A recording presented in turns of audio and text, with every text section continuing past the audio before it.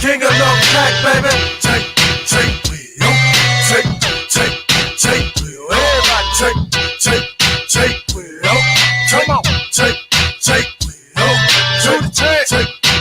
wheel. Everybody take, wheel. You got to speak to me, bitch, I don't give a fuck. Give you a jab to the nose and make you say what's up. I'm in the club, nigga, tuck with the long barrel. When the music stops, have to say goodnight. Yeah, I see you over there digging that, Tiara. Man, I really do know why. They see the wings on my back and they know I'm gon' fly. So what the fuck's supposed to do? Just try to please people. Got my NDK crew family and I don't get people. Remember, used to put newspaper in my tennis shoes. Used to walk around in them tennis, the mini shoes. For party nigga, I was too thugged up for that. Never told all my enemies I couldn't be a rat. But niggas told on me, nigga, they got it in return. Now in they mama's living room in a nice earth. Fuck you, your whole crew, bitch, cause you gon' get caught. Blow your brains out in your lap, now hold that thought. Motherfucker, stop pretending. Tony M, what's up, baby? Say we'll get in it poppin', nigga, cause I'm so clever. You can love me, you hate me, nigga, but I'm still with G5 legacy, never in the bitch, stop pretending. This is the beginning of a new era. Say we'll get in it poppin', nigga, cause I'm so clever. You can love me, you hate me, nigga, but I'm still with G5 legacy, never in the bitch. Yeah, so you can't help but feel that.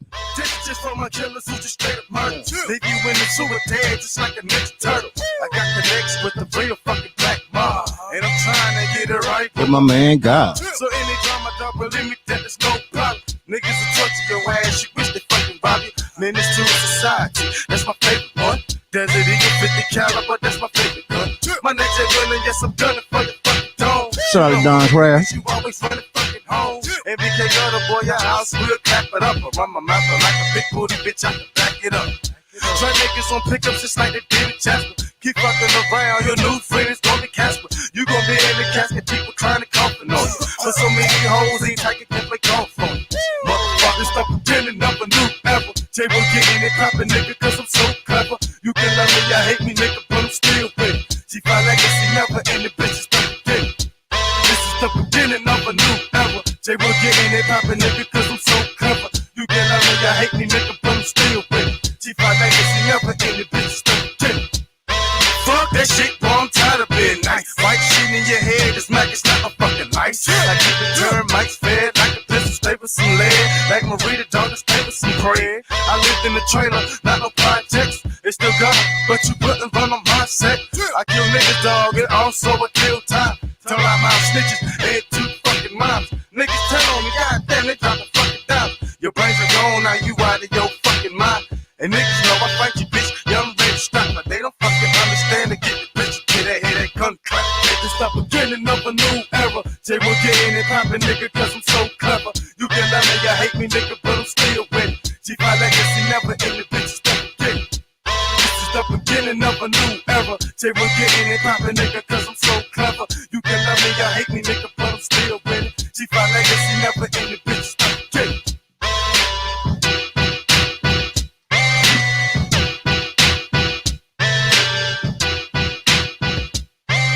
Yeah.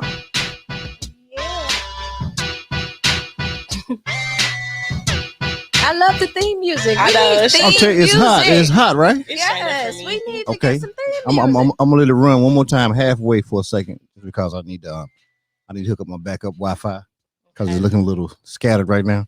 Okay. So I'm gonna play it again for y'all. Stand by. Run it.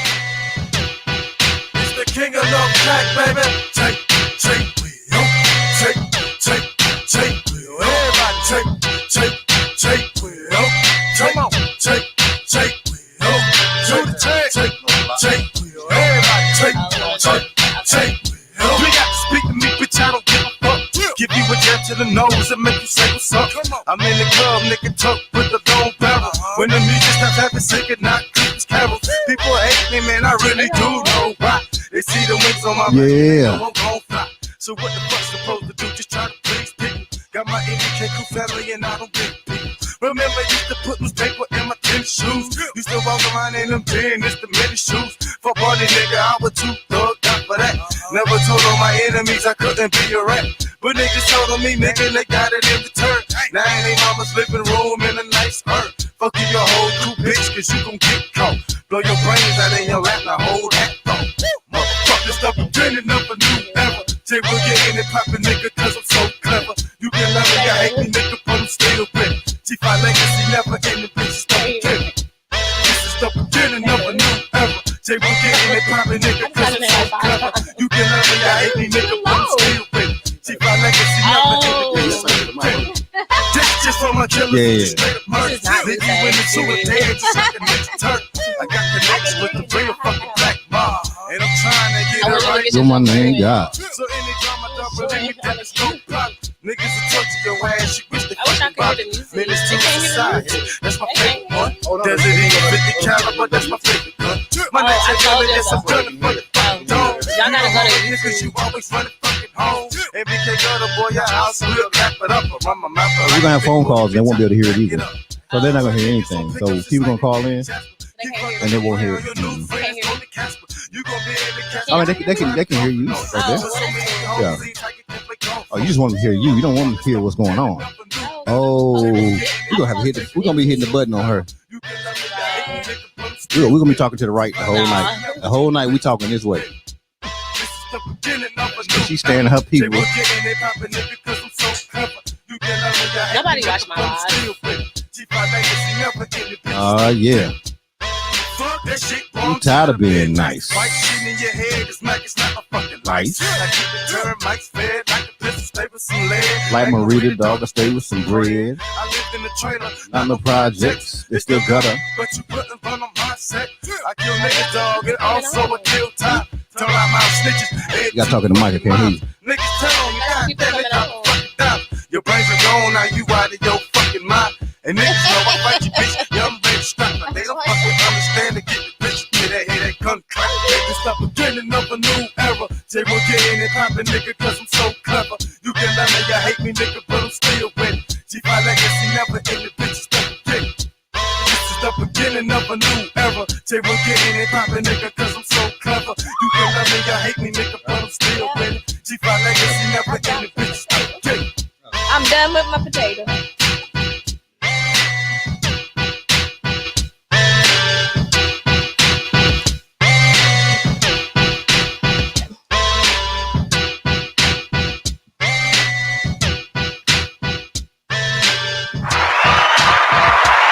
Oh yeah, we got it right this time. We got it right.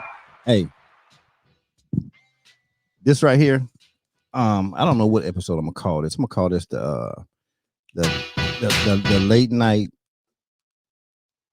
something. I don't know what I'm gonna call it. I'm gonna call it something. Girl Boss After Dark. Yes, Girl Boss After It's really Dark. it's really okay. We're gonna make it. We have to do a combination. The After 5 girl. Boss girls, no boss, girl boss. So I'm trying to throw the sweets in to make it sound smooth. Oh, okay. I'm trying to get that. I can't do it. Y'all think of that. Y'all smart like that. Anyway, so I know people wondering, like, how did this come about? They were just on the show yesterday, but the difference was we already were limited for time anyway. Because I guess on my right, she still lives in Atlanta, so she has to go back to Atlanta. So I thought she would be gone today. But she's actually leaving tomorrow. So it made it a possibility for them to have the entire experience. So we made sure that happened. And I want to give a big shout out to somebody I can't even mention because they don't want to be mentioned. But also they know who it is now because I mentioned them. Okay. You know what I'm saying? My boy First Choice, he's out of San Antonio. First Choice Transportation. It was a man SAP Transportation. He's out of San Antonio too. Ain't that amazing? I wanted That's to visit amazing. there. I've never been. You know what I'm saying? So Hey, brother. so shout out to Big SAP. Y'all give SAP Okay. and my Shout boy out to Big and Sal. First Choice. You give them a shout out because they made sure that your food is eating tonight. You know what I'm saying? And somebody else don't want to be mentioned. Thank you. And Sap Dog, what he did was he threw it in for the rest of the week. For the rest of all the guests I have coming for the rest of the week. Okay, You know Big what I'm saying? Sal. So We Sap just got Dog, pulled up on Big you know what I'm saying? So Love you too, brother. shout out to Daggone Sap. You know what I'm saying? Sap Transportation. I'm trying to cut this one off so I can get this applause. But yeah, there you go. There it goes right there. There it goes. Big Sal. Sap Dog, First Choice. You know what I'm saying? They're doing their daggone thing tonight. You know what I'm Thank saying? you. That's what they do. And one person who don't want to be mentioned. That's my way of getting back at him. You know, when he does that. So we took him. It's gonna pull all in, so they taking care of everything. Cause we got some hot guests coming up in this week as well. All right. So anyway, the reason why this came about was because we didn't have enough time to really do what we do here on Fivecast. Because on Fivecast, it's not really about the business part of it. It is, but what it is, it's about people who are probably in certain positions in their life, and they might get to a stuck sticking point, and it's some part of a person's story that can help them get past that point. And so, and just based off of what I got from you guys yesterday, because y'all both ambitious, you're both, you know what I'm saying, you lean forward in everything you do. I think that them probably hearing a little bit of something about from the beginning to help you get to this point, I think it'll help some people. Yeah, you know what I'm saying? What you think about that? I I think about it. It's good. All right. Got the Cavassier on point. You know what I'm saying? On point. Shout out to the Cavassier reps. Brooke Okay. Mackey, K Bachi, period. Oh, man, that's what they do. And shout out to the people over there on the live over there. Yes, women drink cognac too. Come on now. That's what I'm talking about. All right. So now, this is the deal. This is how we do it here on Fivecast.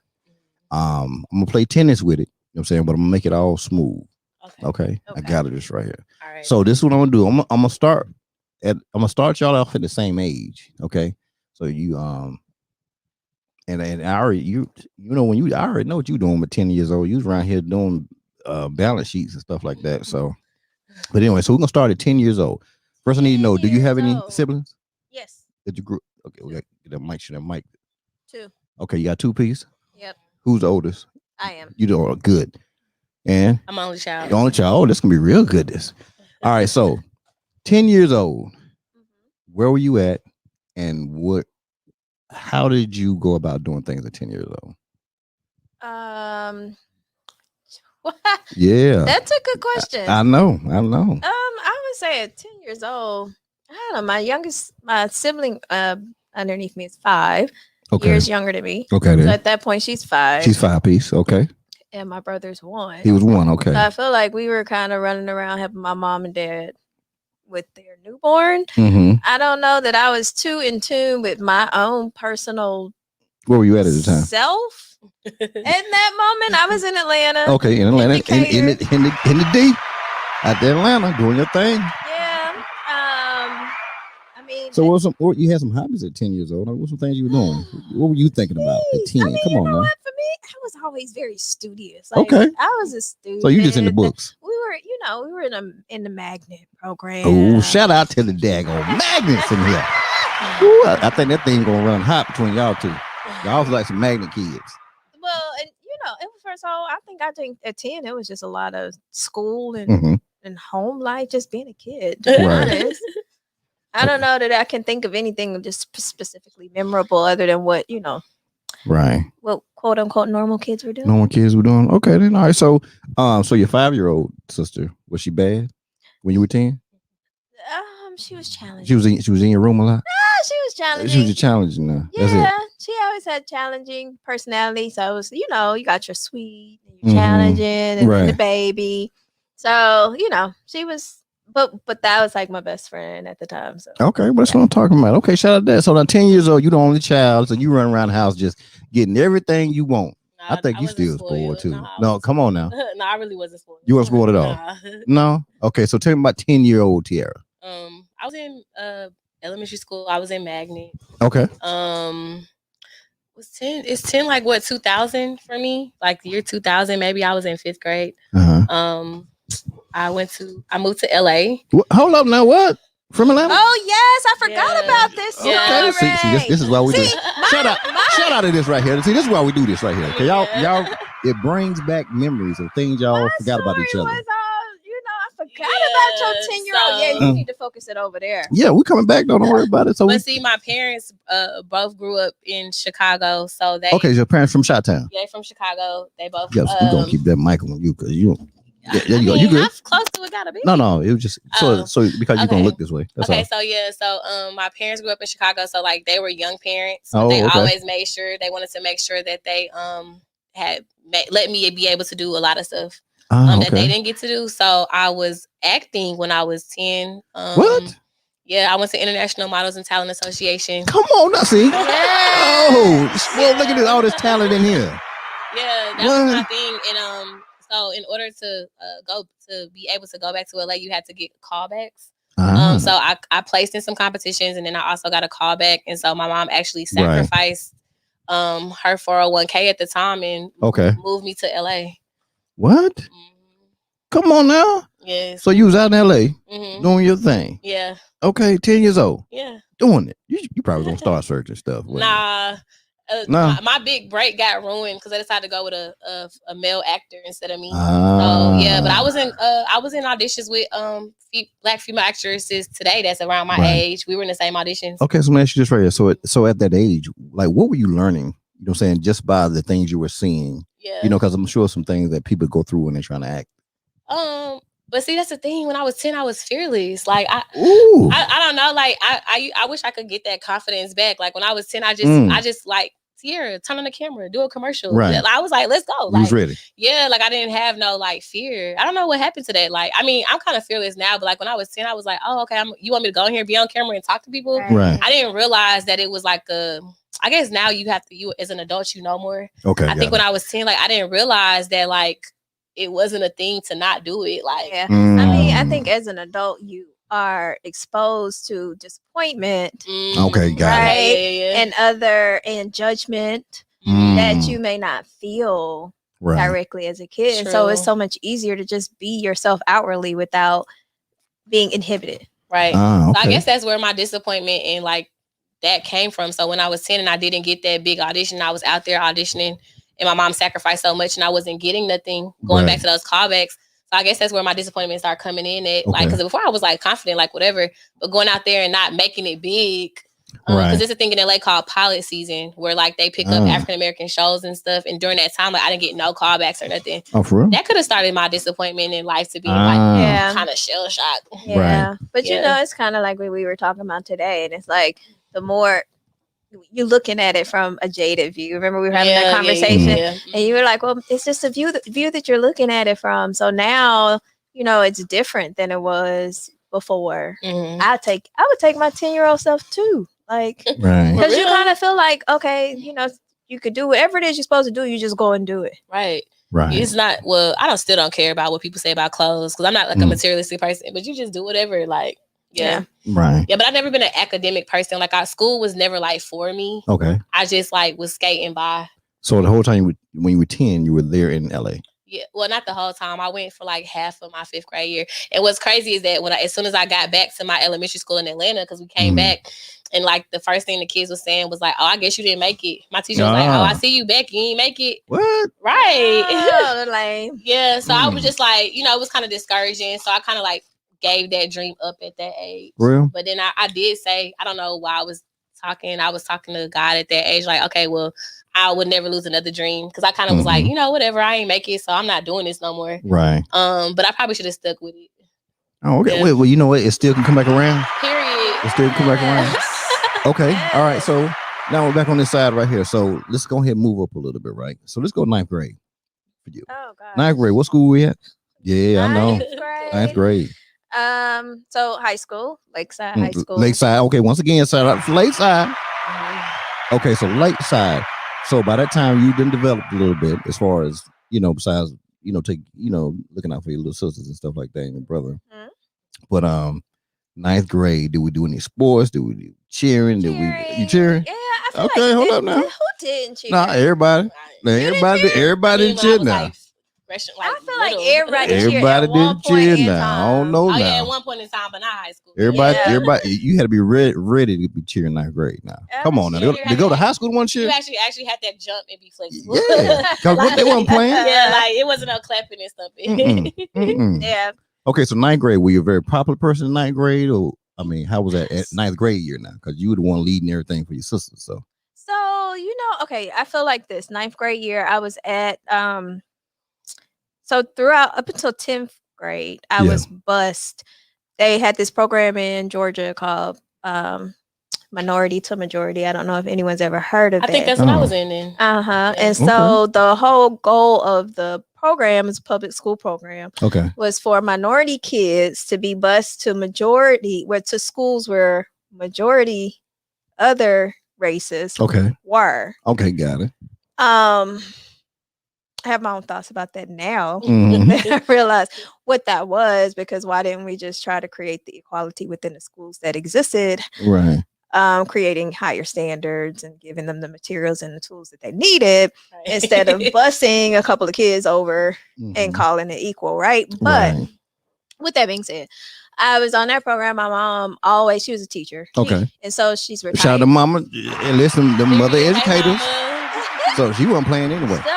She wasn't playing anyway. You wasn't gonna get by with nothing. It was always trying to find the best education. But in that experience, you were literally the minority being bused to the majority, and it feels that way. So, right? And did they receive y'all that way? I mean, what happens is you made the school cool. They wanted us to come. I think what happens is you kind of have you still group together. Y'all you create this honestly segregation of yourselves, right? Because you hang with the people that look like you, that act like you, and I don't know if the point is accomplished. Right. But I felt that I didn't feel the opportunity was there to maybe you had this small group of people that you were with. Right. And that was it. So it kind of always felt like y'all were destined to be together. It didn't feel like you could be in the bigger, larger crowd. Like now I feel like I can stand and hold my own in a large crowd. I don't have to go to a room and find the people that look like me. You. Right. You know what I mean? Right. So you can just walk in rooms. Yeah. And I've been in multiple rooms where I could be the only one that's like me, whether it's female, African American, whatever it may be. And it doesn't bother me. I don't even see the room. And maybe that experience taught me that. Okay. It had to. Part of it did, because think about it. You said you went and you cheered in 9th grade, right? Yeah. So there you go. You got bussed into a whole nother area and a whole nother system, and you went and you made the cheerleading squad. I mean, yeah, that's true. In 9th grade. So I mean, that's a big feat. I mean, ultimately, after that first couple of years, I decided I asked my mom if I could leave that school. What grade you leave? So 10th grade, I started at my neighborhood school, where I ultimately graduated from. Right. And why did you want to go there? Because I felt like I felt like I wanted to be around the bigger population of people that were like me. Got it. Not having to go in and be in the room and try to find the people that were me. I wanted to be around and be able to openly express myself to everyone. Okay. All right, cool. So that we on 10. So now you get back to Atlanta. Okay. At this time, you said teachers and people were like, "Oh, you didn't make it." Yeah, So what were you going through at that time? How did that make you feel? And what did you do? I mean, I didn't care for real. I was just like, okay, cool. But that teacher, I think he was going through a midlife crisis because he came from corporate America. He was a hater. Yeah. And I feel like I was wise. I'd be wise beyond my years. So I was in 5th grade, but my parents used to have me with them all the time. I was in college classes with them. And so I was a little bit more mature. So I was just like, and he just mad because he got let go from corporate America. That was my first thought, which is crazy. I still know his name. You thinking that at 10, 11 yeah, I'm in 5th grade, this man, whatever. Because I mean, when I got back, I signed with an agency called the People Store, which is one of the biggest childhood agencies. See why I didn't want to eat and drink. But I'm saying it was one of the biggest childhood agencies or whatever. And so I don't know. I just kind of was like, whatever, it's cool. Okay, so what did you do? What did I do next? So you came back. You wasn't acting. I came back. I actually joined the Performing Arts Club. Well, I was already in Performing Arts Club. I came back to Performing Arts Club. We actually dropped a single. Hold on. Wait, let me find out you out there singing. You singing? Shout out to Mrs. Wright in Brownsville Elementary School, Performing Arts, period. So you over here dropping singles on us. Let me find it on YouTube. Look at you. I don't think they had YouTube back then. But we had a single called We On Top. So I was one of the star people in it. It was just dang, I wish we did have YouTube because we was lit. That was a good little song. So you had a little something going on. Yeah. What the crew at then? It's a VHS of it out there.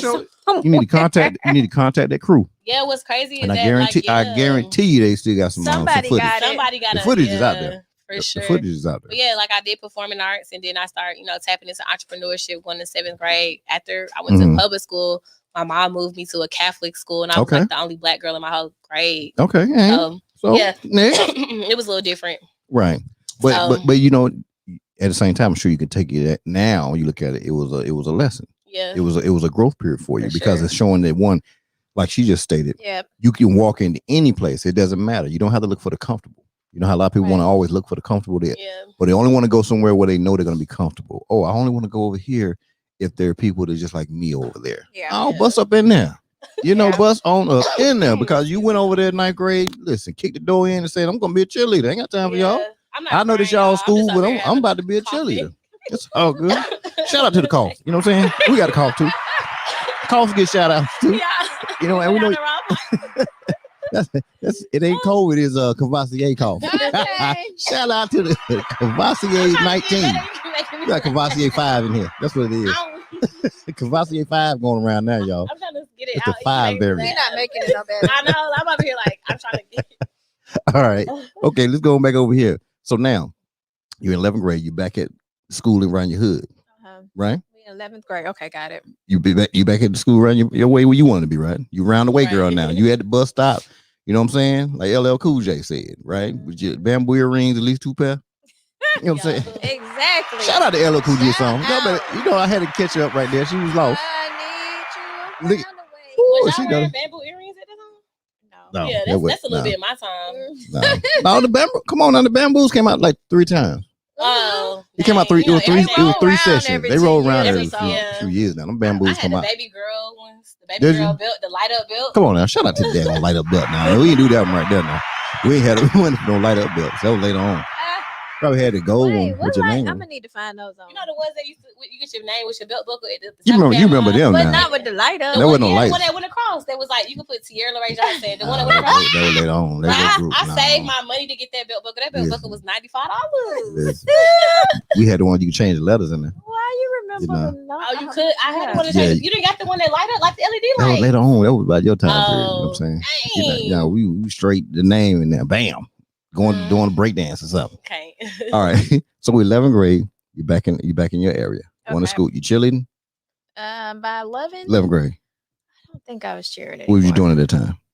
You had to be doing something smart now. I know you just just toting books. I think I probably had gotten to boys and was falling off. Oh Lord have mercy. The boy phase came. At least you kept it 100. And she kept it 100. She said falling off. Falling off. She said falling off. Oh look, Sap done came in the building. Shout out my boy Sap. Sap the morning right here took care of the meals for the rest of the week. Right here. Hey Sap. You know what I'm saying? Sap did his thing, you know. So you done fell off at this time. Out, my mama up at the school. Oh, come on, mama had to go to school on you. Yeah. Come on, no, she had to go to school for. You know, it was only like maybe one semester because outside of that, mama come and get it right, and it was like okay, let me. Embarrassed. Yeah. And you said mama was a teacher too, right? Yes. Oh yeah, so she ain't playing. You ain't about to tell her name up right now. Not. And they already know who she is. Listen, they know. That's why you want to go to Columbia. That's why I want to go to Columbia to be around the people. Around the people. To be on the scene. Around the people. She want to be on the scene. Period. Damn boy. Avondale Mall. Avondale Mall, Golden Glide. Oh, she all over the place. You was all over the place. So my friends was fighting and stuff. Hey, don't tell me. You were not scrapping. But you know what? Hold on, your scrap game was strong. No, listen. Oh. I wasn't finna fight nobody. Okay, I'm about to find so out. Cute. Okay. Ooh. So hit the button. She said they gonna have to fight. I must stay back.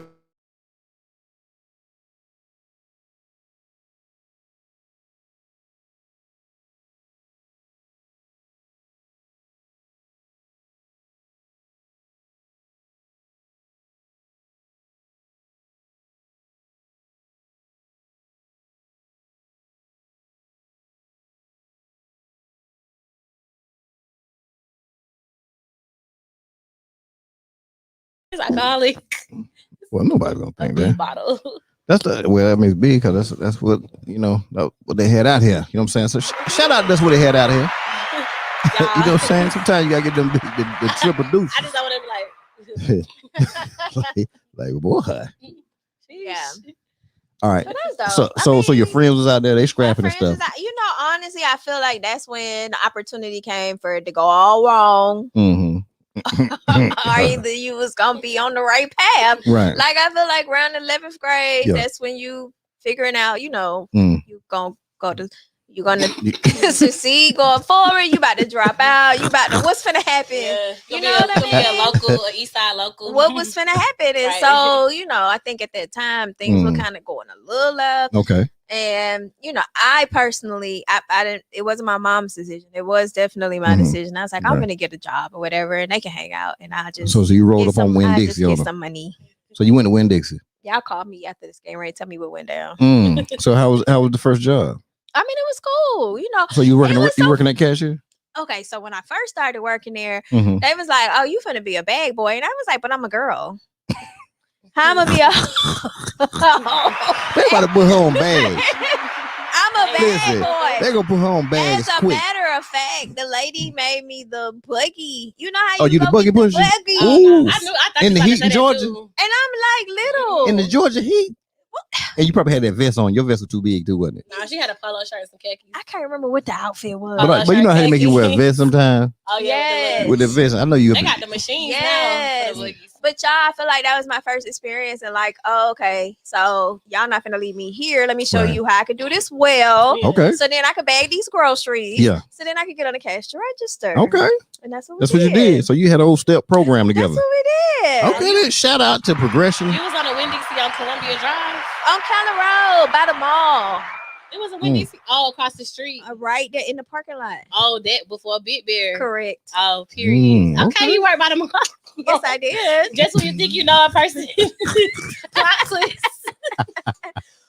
But listen. Real, you still in it. My point is I went from pushing the buggies. Right. Because I used to be scared going to get the buggies at night. When they close, they like, go get the buggies. Bro, you a real one. Because I don't even need to push no so buggies. You getting buggies.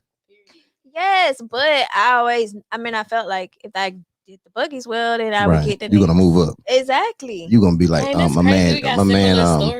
I know, right? Shout out, that's what we do out here with this experience. See, this is this part of the experience. Right. All right, so here we go over here now. Yeah, okay. So let's hit ninth grade. Ninth grade. Now we already know you probably had a business plan in your pocket when you were in ninth grade because you're using the 6th and 5th grade talking about P&Ls. Ninth grade, I was freshman class president. Okay, so you went in running. You went in there running. My daddy don't play. I get this from my dad. Like I had oatmeal pies on my face. Come on, size candy bars on my face. So you had a bribing already. You already a true politician. My daddy was like, "You gonna win this?" Of course, you gonna take all the snacks there, man. Yeah. I ain't gonna lie, I didn't do the best job as president because in ninth grade I started feeling myself. I started realizing I was cute. Hold on. Time out. Girl. Now she went in here talking Andy about said, hey, who's that? Just ask Andy. That's my okay. sister. All right, now shout out to that. Shout out to that. Andy. Now, so you telling me you went in there, your dad and gave you a whole plan. Yeah. Now he's the campaign manager. Yeah. Y'all in there with oatmeal pies, right. slinging. I was like, Daddy, I'm finna win this. He was like, oh yeah, we finna win. And then you start feeling yourself. Yeah, I was just having a confident interest because I went to high school with a middle school boyfriend. We was still together. Oh, Lord. you waited till 11th grade before you fell off. You gonna fall off in the 9th? I didn't fall off though, because we wasn't there yet. Oh, you wasn't there yet. But I'm saying like we was in 8th grade. I was like, he made the varsity football team. Okay. And then I became class president. So you know how we was coming in high school. So y'all was in there trying to run the school. I played volleyball. And then so I won, but then like when I got there, I was like, okay, he made varsity, he good. I was like, we power couple, So y'all the power couple in school. Right. I think I'll be thinking about some power couple in high school. I definitely was like, okay, cool. But then I got to high school and realized it was other people there. Hold on, stop. You said you realized there were other people in school? Like, yeah, and I was like, I wasn't that. I was like, I'm cute. Like, is that what I really want? So that's what 9th grade messed me up at. Oh, you say you saw other boys? Yeah. So the dude you've been rocking with back in middle school, junior high. Yeah. She realized it was a whole now, more of them. Right. So I messed up there. She done rolled off on the dude. Hold up, see what I'm saying? Boy.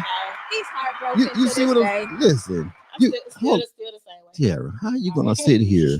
Ain't nothing changed. Tiara, how you gonna mess around and roll on the dude that was rolling with you? I mean, but he felt the same way because he realized he was cute too. So he was feeling himself too. It was like, but see, I don't get all this feeling, how people be feeling themselves. Yeah. So y'all both was feeling yourselves. Realized there were more people out there. And so y'all, oh Lord have mercy. He took it too far though. He took it too far. Okay, hold on. Say that in the mic because they said they couldn't hear you. Sorry, I said he took it too far. What you mean he took it too far? Like he took it too far? He started stepping out and stuff. First. I just had wandering eyes. Oh, so your eyes were moving around. Yeah, so he just took it too far. But also, you know, but ninth grade was fun. Like I had a blast. High school was lit for me. But you ain't talking. We ain't got a college yet though. I'm sorry. You trying to jump? but no, you hold up now. Yeah, I was. You ran for the campaign. What you changed for the school? I did a lot of stuff, but like I messed up homecoming. So like I know you done for the rest of your time. Then you missed homecoming. But I started playing volleyball too, so I was taking advanced classes, playing volleyball, and I was class president, and I was working. I had got a job I started working at Chick-fil-A when I was 14. Right. So I started the summer of my 8th grade year. Okay. Then. So I had a job. I was class president, and then I was, you know, playing volleyball, and I was taking advanced classes. You got a lot going on. Going on, like, and so it was just hard. And I'm trying to be social. And trying to be cute. Come on now, you don't do too much. Okay, then shout out to all the cuteness and everything right there. Yeah. Hold on, cause we're gonna come back to you and that boyfriend you done left out there. No, left the man. What's his name? Initials. No. Say them backwards. Though. No, I'm straight. Okay, then. Shout out to man. I understand you, bro. She said he's still regretting it right now. Yeah. Or he's still hurting. He's hurting. Is he hurt? He always hurt. He always hurt. That's what I'm saying. Okay, we're gonna talk about you too now, because you don't say when you falling off. Okay, Miss falling off back in 11th grade. so you kind of got a liking in the boys. Yeah. Your junior year. I mean, like everybody. Oh no, we ain't talking about everybody now. Right, but it's the truth. Okay. She left him at the junior high campus. Oh, we. No, Tony said he done left him. When Dixie, the beef people. The beef people, yeah, that's what it was. The beef people. Yo, they had the 5 for 20. The 5 for 20 meat. Oh, that's I don't know what kind of store that is. All right, so 11th grade, you say you into the books and stuff like that. Yep. Told mama, okay, mama, I'm gonna get it together. Had to get it together. I'm gonna go ahead and work at Winn-Dixie's. I'm pushing carts for a minute, but I got a plan. I'm gonna be like my man back in McDonald's. He was gonna leave fries and go to the cashier. What was that guy name? I know you know his name, Tony. It was too. The guy used to work for McDonald's. McDonald's? No. It was a guy. It was a commercial used to come on, and the guy, he was always happy when he was leaving the neighborhood. He stayed in the hood. And they're like, oh yeah, he got a job. Yeah, he worked at McDonald's. And at some point, Tony gonna remind me in a minute. But anyway, so yeah, Winn-Dixie, you moved up to cashier. You're doing your thing. Mm-hmm. All right, so senior year, we're going to 12th grade year. Oh, okay. There we go. All right, so 12th grade year, we still at Winn-Dixie. Yep. Senior year. So, you probably done moved up to, you probably had the key to the store by then. At that point, I was a cashier. Yeah, okay, sure. You're doing your thing. She was probably team lead. Calvin, that was his name. Shout out to that right there. Calvin. Jonah remember who it was. Calvin. You remember Calvin. He said not the oatmeal pies. Oatmeal pies. Yeah, Calvin. What? I buy some every week. Oatmeal pies. I know, them things addictive, right? Do you drink milk with them? Oh, I need to try that. Well, let me tell you, if you do it, you're gonna be hooked. Wait. Old school. Oatmeal pie with some, I'm telling you, some milk, some cold milk. Oh, Lord. You want to beat somebody up? Once you do it, I'm trying to tell you, you might slap your daughters around. But so you're in 12th grade. You at Winn-Dixie. Yep. Okay. We already know you were falling off still. Well, no. My mama got me together in one semester. Oh, snap back. Period. Didn't play. I mean, I was gonna be either dead or alive. Ooh, she done like that? She wasn't playing? No. Okay. My mama didn't play.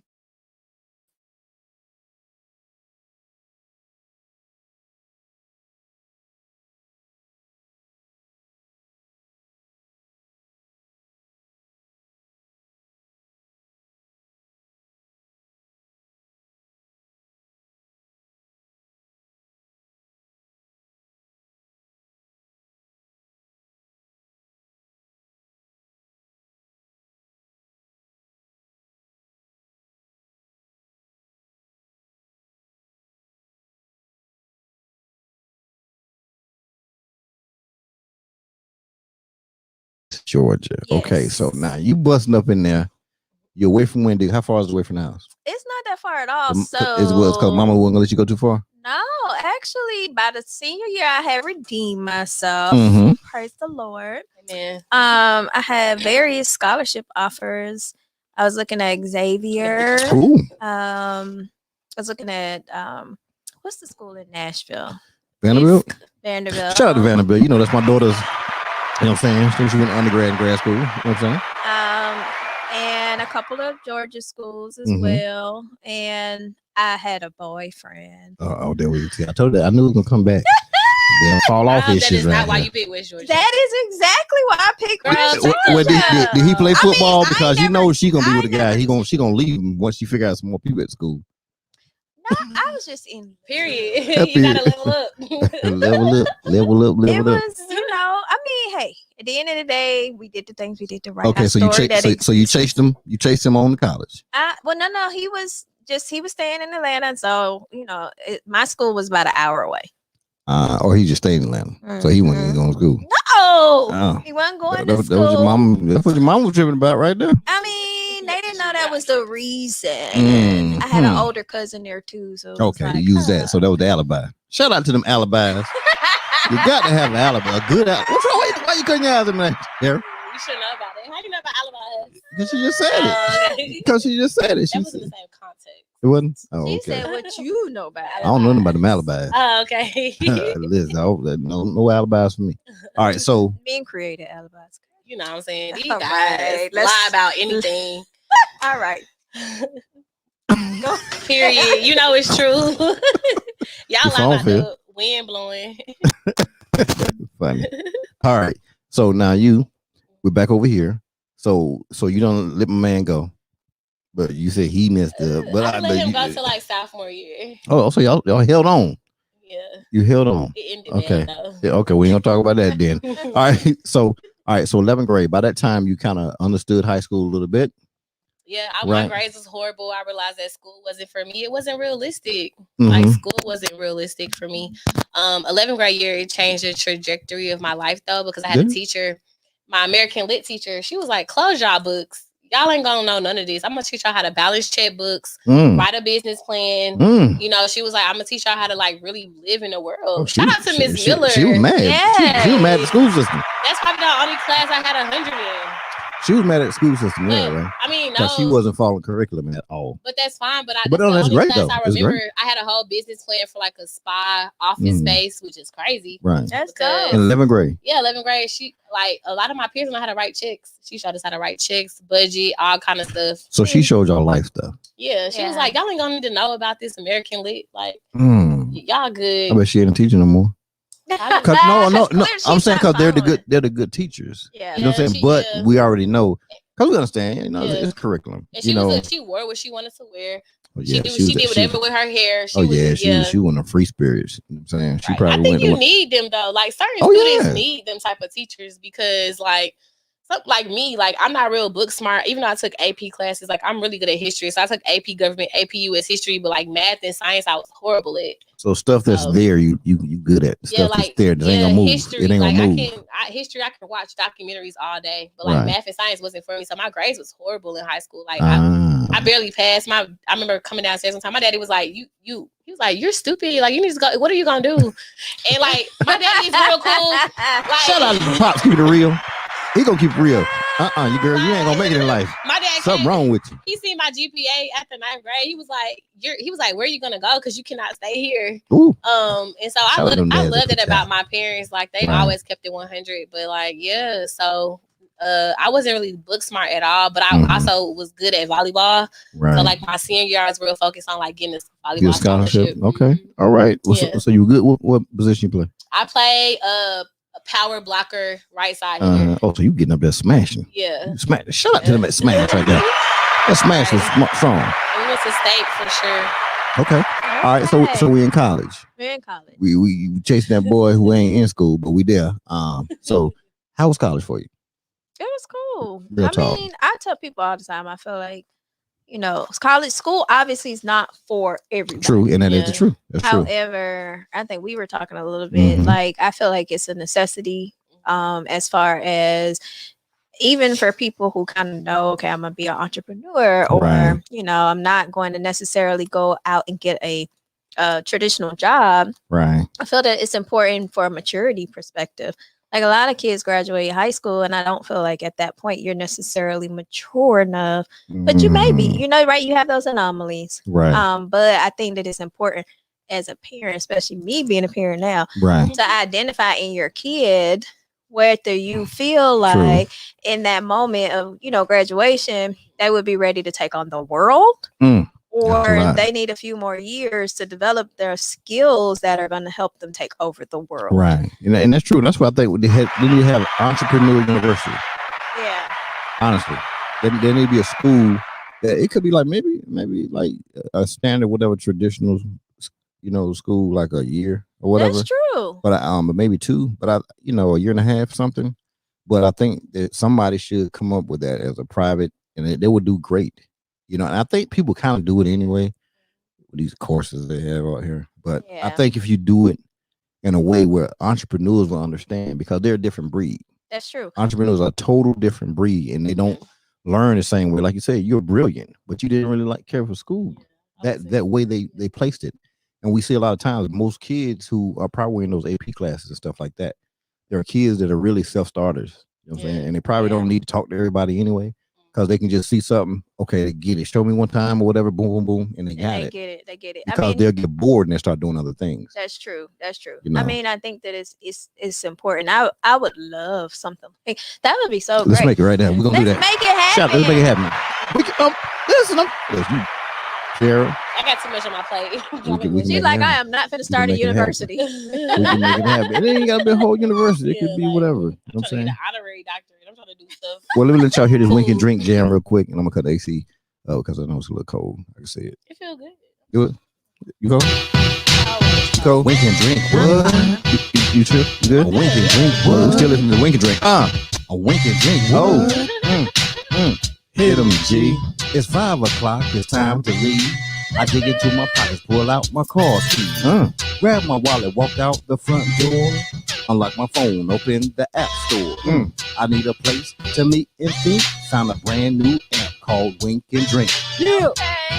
It's Wink and Drink. Hey. It's Wink and Drink. Come on.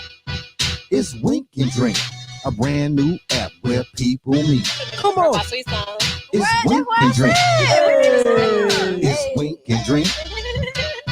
It's Wink and Drink. A brand new app where people meet. Y'all better stop playing. That's that Wink and Drink jam right there.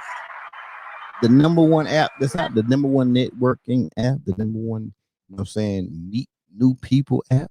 And trust me, it's gonna be something that it's gonna be a great addition to y'all's business. I promise you. I promise you it'll be a great addition to y'all's business. Commercial break.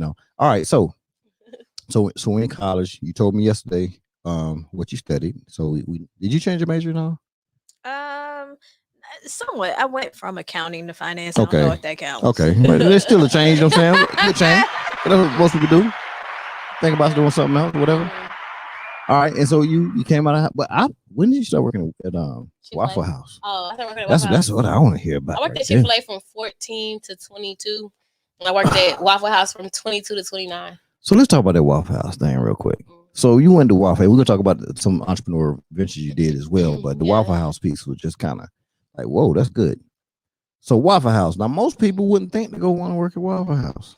Yeah, it's crazy. Like what made you even think about going to Waffle House to get a job? Okay, so I went to Point University, which was a small Christian school. I got a volleyball scholarship. And then I was like, I gotta leave here because it's not really what I want. So I ended up transferring to Georgia State. And so I was partying, having a good time. And then one day I was sitting on the steps of the Commons, and it was just so clear to me. It was like, Tiara, what are you about to do? Like, you turning up, but like, what are you about to do for your business and your career? Right.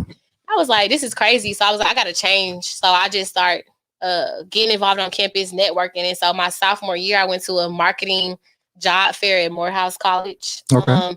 And Waffle House was there. State Farm was there. And they had internships. I didn't have a GPA for the State Farm internship, but they was like, you got the smart. So they kind of was going to bring me on, but no. So then the guy from Waffle House, Tom Mallory, was like, we don't have internships at Waffle House. You're too young. So like, keep in contact with me. We'll see what we're going to do. Right. So fast forward to my senior year of college, I was sitting there like, okay, Tiara, you got TLJ Agency, which at the time was the TeeRrrrrrr Johnson Company. Right. But, sorry, it's such a great. But he was just like, I was like, what are you going to do for a salary? Because like my dream job was Porter Novelli.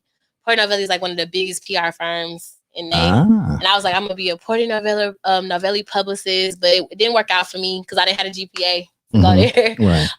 And so I was like, what am I gonna do? So I called Tom Mallory. I said, hey, I don't know if you remember me, but I met you in my sophomore year. Like, I really think I want to try a career at Waffle House. He was like, yes, I got you. He remembered me. I went and met with him. He showed me the management plan, manager trainee plan.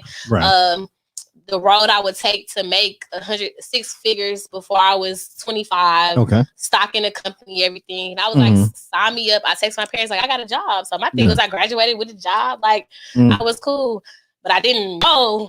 I didn't know what I was getting into. They wasn't so transparent. But I was like, cool. Graduate college. I'm making $35,000. To me, that was some money because I had 3 jobs in college. Okay. Like, I was, hustling. So I was like, 35,000? That sounded like a lot of money at the time. Even though it really wasn't. But for me, so we kept in contact. I started the program and I just took off with Waffle House. People used to be like, you love Waffle House. I do. Still shout out. Like, that's damn right. You stop playing. We shouted that out yesterday. We didn't play with that. Not just because the food is good, because I feel like if you can survive working at a Waffle House, you can work anywhere. Right, because as a manager, you cook on the grill, you wash dishes, take out trash, go to the truck, do payroll, hire, fire. Like, you do everything in a building, and like, you pay off of what you do and how you excel. Like, they still make you pay rent, bills, everything. So I feel like Waffle House taught me like corporate entrepreneurship. Right. Yeah. Like, as a 22-year-old college graduate, I'm gonna give you the keys to a multi-million-dollar restaurant, and what you gonna do with it? Right. I was like, I don't think no other company does stuff like that. The only other business that does that is the hotel business. If you run a hotel, that's the only other business that does that. Like that. You learn that you can learn a lot. Right. Okay, so you said no entrepreneur activities in college.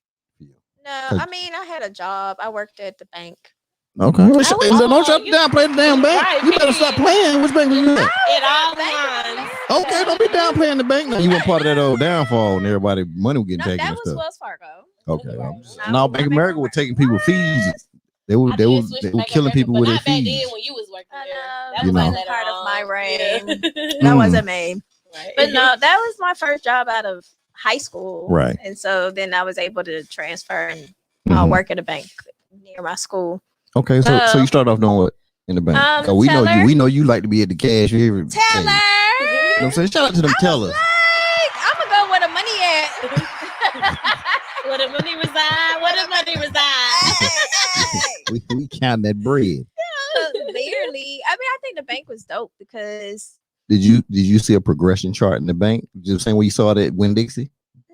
Yeah, kind of. Right. I feel like I got exposure to different aspects of finance there. Right. And so one back in the day, everybody used to come in and make their deposits. Yeah. So you get your actual paycheck and then deposit your check.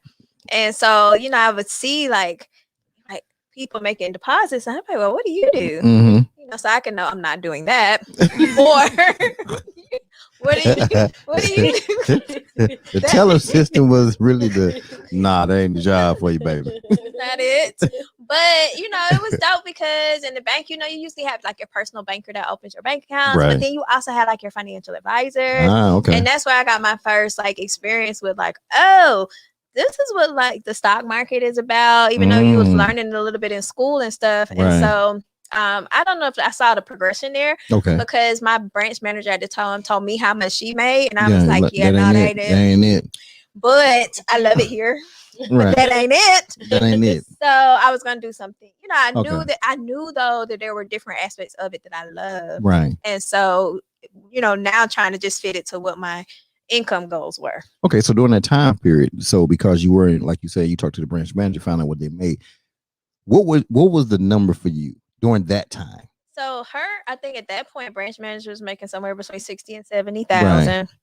And it wasn't much growth above that. Right. So you may have gotten into a regional position type thing. So that was a little bit concerning for me. Right. So, I mean, my number had always been the 6-figure income. Like it was just a 6-figure income. It was just like, that's where we gonna be. Okay. All right. So time went by at the bank. I mean, you graduated from college. So you left the bank at that point, right? Yep. I left. I did a little bit of banking while I looked for jobs, but then I wanted to be a financial advisor. Okay, financial advisor. I was gonna be a financial. I was gonna be a stockbroker. Okay, all right. So that's what I went to do. Okay, so we ain't got to name the company or nothing like that, but how did you even go seek that type of job? A lot of companies in the security, so I recommend it for people who are interested in the financial services field. I'm a sales in general usually is a number one, is a top income earning job. Because usually sales has unlimited earning potential. Right. So stockbrokers and financial advisors, similar. And so most of them have trainee programs. So you can go to Bank of America, Merrill Lynch, JP Morgan Chase. A lot of them have those trainee programs for students coming out of college. Okay, got it. So you jumped in one of those? Yeah, I did, but the company that I was with was like, "You gonna get your license? That takes like 6 weeks." Right. And then they were like, "Okay, go sell some stocks." They hit you like that? Period. And it's like, you 22. Nobody's trying to give you that money at 22. Right. I mean, I'm not gonna give them 22-year-old my money. Right. But you made them. They were. But you made people give them that because you went and did it. No, but it was such a struggle because I'm working with people who 30, 40, 50. At this point, they've had years in the industry, actual experience. Right. Like, so you know what the stock market actually has done over time. I may have studied it, but people are looking at me like, yeah, right. I'm not giving you my retirement money. No, Enron Jr. You know what I'm saying? Shout out to that right there. Right. You ain't doing no Enron on us. Right. So it was like, and then it may have been part of my personality too. My personality is one where I do want to learn it. No, I want to be able to, when I tell you something, you want to know it. I'm going to know it. It's not going to be something that I'm assuming. It's not something I'm estimating. No, I know it. So how long did it take you to kind of get a grasp of that? So I went into the back office, so not selling, but to help people manage the portfolios and stuff like that. And so probably over the next 10 or 15 years, I went from what was more of like a service analyst role to when I left the company, when I was a chief compliance officer, vice president of my company. I had over 100 staff. Hold on, now, shut up. See, you trying to sweep over some stuff, right? Don't be sweeping over stuff. You ain't gonna sweep over that now. Hold up. You say, hold it. She gonna talk. Oh yeah, I was happy to be the vice president. No. Because I want to celebrate this. This is a celebration. Because somebody listening to this, I'm trying to tell you, they're gonna take that same walk that you're taking, and they're gonna come back to this YouTube and be like, "Hey, she did what? She could do that." I mean, I think that it's important in anything that you're doing is to see the opportunity for you to be to grow to the next position. Right. Right. Whether the position is your own, like even now, I feel like when I opened my businesses, I was a salesperson. Now I'm graduated. I've graduated myself past sales. Right. You know what I mean? So it was like, even there, it was more every time I got a promotion, I was ready to get my next promotion. Okay. So I was studying to get my next promotion. I was doing the work to get my next promotion. Like I would be sitting there with my offer letter for my promotion and sign it. And then I'm trying to figure out, okay, now how do I get the next position? Right. And so it's just really, and then observing and figuring out, working with whoever is above you, how do I get to next? Right. And then doing those things, I was telling Tiara the other day, I said, because a lot of times what we do is we feel like somebody should tap us on the shoulder and say, "Oh, well, you're here every day, so let me offer you a supervisor position." That's not the way that works, right? And then, like, I had many people where they would come in, clock in at 9, leave at 5, never offer to do anything more, never see what else needed to be done more, never put together, like, identify issues or problems and create solutions. Right. Like, that's what you have to do. Definitely. I mean, and if that's whether you're gonna grow in your own business or at somebody's company. Right. So that was kind of the path that I took. And then, I don't know what, it was more of a drive of like, well, let's see how far this can go. So you said you got up to what's the highest position you got up to? So I was a chief compliance officer of a small firm. Okay. The largest broker dealer in the country actually was a vice president of their firm and had, I think, what was actually the biggest department, over 100 people. Okay. So you got up to vice president, you know what I'm saying? Doing your thing. Yes! Handling your business. See, and that's what it's about. Yeah. That's what it's about. And if you look at, and I'm telling you, believe it or not, I promise you, Winn-Dixie had something to do with it. Of course. It was them buggies. I'm trying, you knew you never wanted to push buggies again. No. period. But one, I congratulate you. You know what I'm saying? Just for going into anybody's system that is not your own system and moving up the charts in their system. You know what I'm saying? Like that's something that a lot of people can't do, haven't done. And I'm not saying people have to go do it, but when you do it, I'm telling you, it's a lesson. Yeah, one of my mentors told me one time, he said, be where your feet are. Right. So if you're gonna be there, be there with everything that you have, give it everything that you got, and make it the best experience and take advantage of all the opportunities that can come to you in that space. Right, definitely. You gotta do it.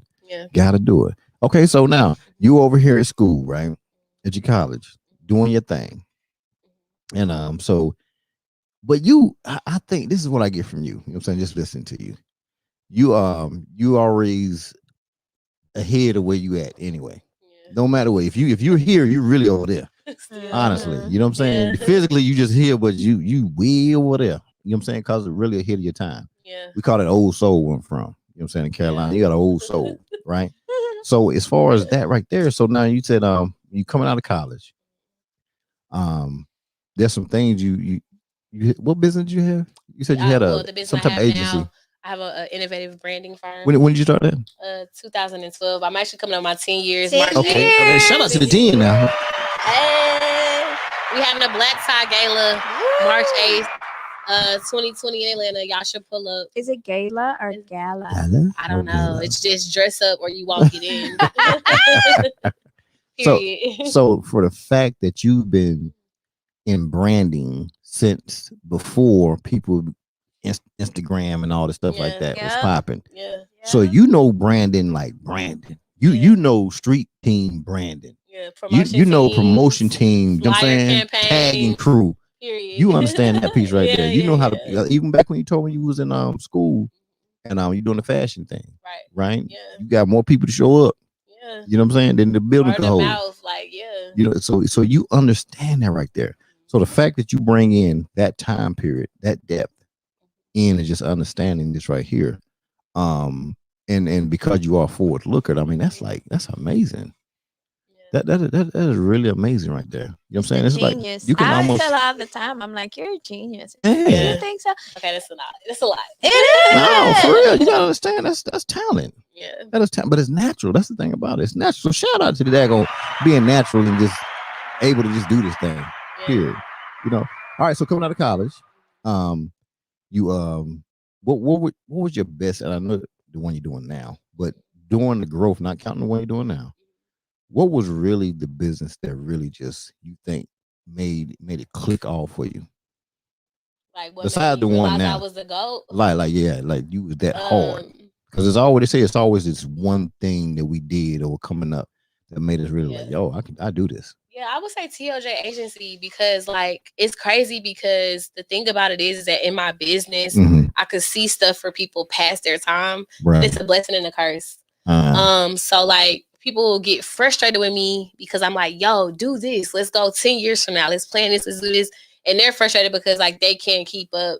But instead of saying I just need more time, they just be like, oh, you're the worst. You can't help me. You didn't do what you're supposed to do. Then they go back and look back like, dang, she really took me. I had one client, she was just doing lashes. And over a year's time, she went from doing lashes to having a cosmetic line. Man. And we premiered it at Bronner Brothers. And when I was doing it, I was just like, okay, cool. I was like, this is steps. I was just doing it. But now that I've looked back at it, dang, I took this whole lady from one source of income to her having a cosmetic line. We did editorial campaigns and we had a whole launch party in Atlanta with a panel, and she made $6,000 and all kind of craziness.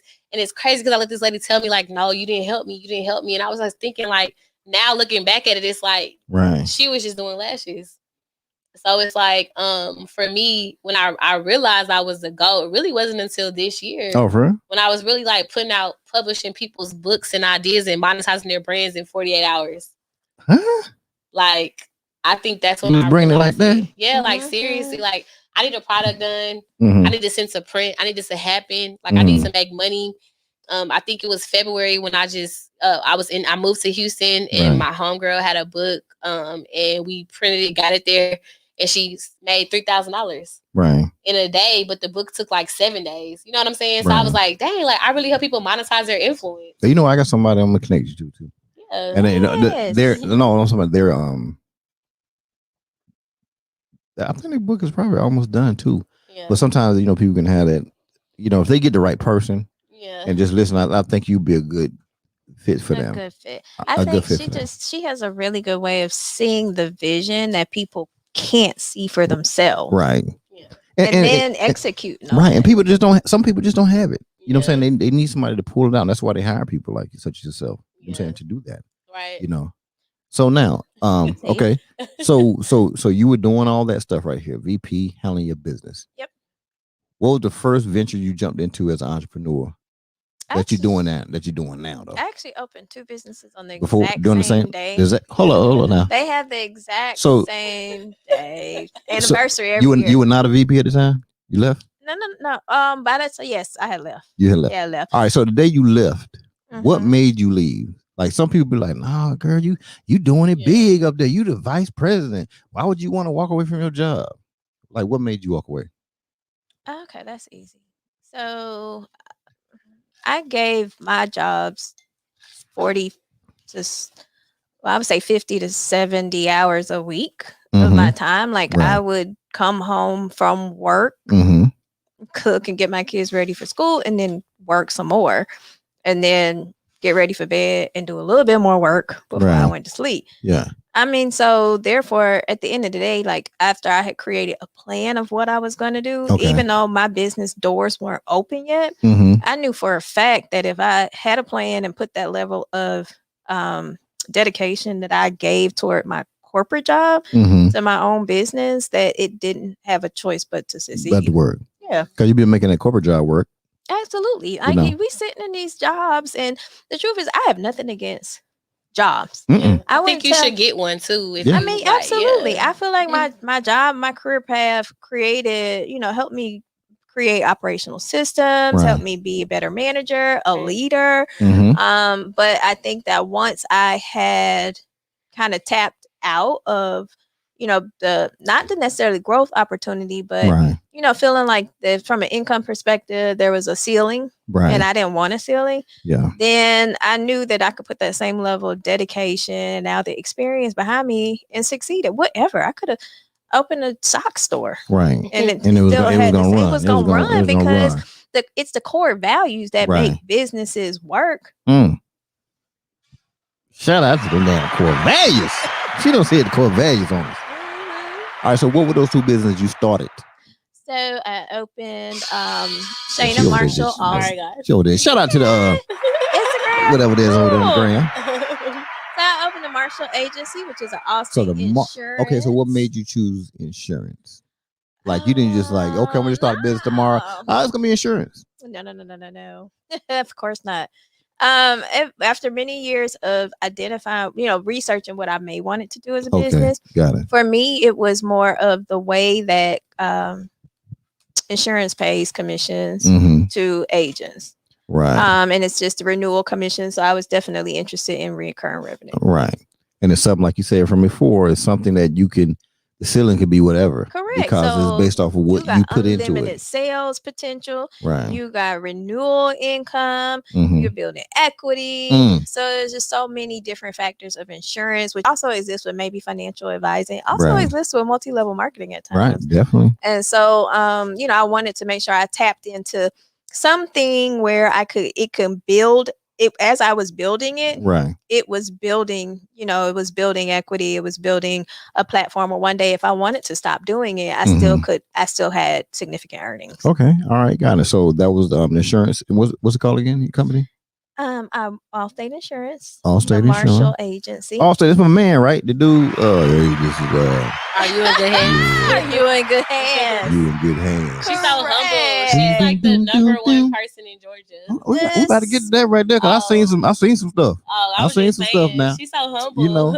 So I know because she tried to hide that vice president thing on. She was like, "Oh yeah, I was just vice president. I was just vice president." At the end of the day, here's the thing. Like I said, I felt like you put the work in the sales will come. I don't have to actually beef them up to create them because we've created the systems, the processes to be number one. I got it. Okay, so Allstate, and it's called, what's the company? The Marshall Agency. The Marshall. I want to make sure everybody understands that. If you enjoying South Carolina, you mess with South Carolina a little bit too, don't you? I do mess with South Carolina. Don't try to act like that. You better stop playing. We do research around here. Yeah. Research came from. You got to know kind of who you talking to. Obviously. But so you did that piece right there. What was the other business you did? I franchise a 9-round fitness. Okay, now what made you get into 9 rounds? Why not other rounds? Well, why 9 of them? Okay. Have you ever joined a gym? Yeah, unfortunately. All right. How many months did you pay and not go? This girl is a genius right here. Nah, we were just having this conversation 2 days ago with somebody. We were talking about something. Usually people pay at least 4 or 5 months before they realize they don't want to be in the gym no more, and then they think about it for a couple more months before they actually quit. Right. Not that it only don't cost the gym anything whether you come or you don't come. It's gonna be the same regardless. It's the fact that you signed up to pay every single month until you decide not to pay. That's why Planet Fitness has the best model out there. That's why I invest in Planet Fitness. You better get your invest in Planet Fitness on. Because that's the only fitness, one of the only ones that's a major chain that's never gonna go out of business. And they're gonna serve you pizza on certain days. So because there are more regular people than people that are fit.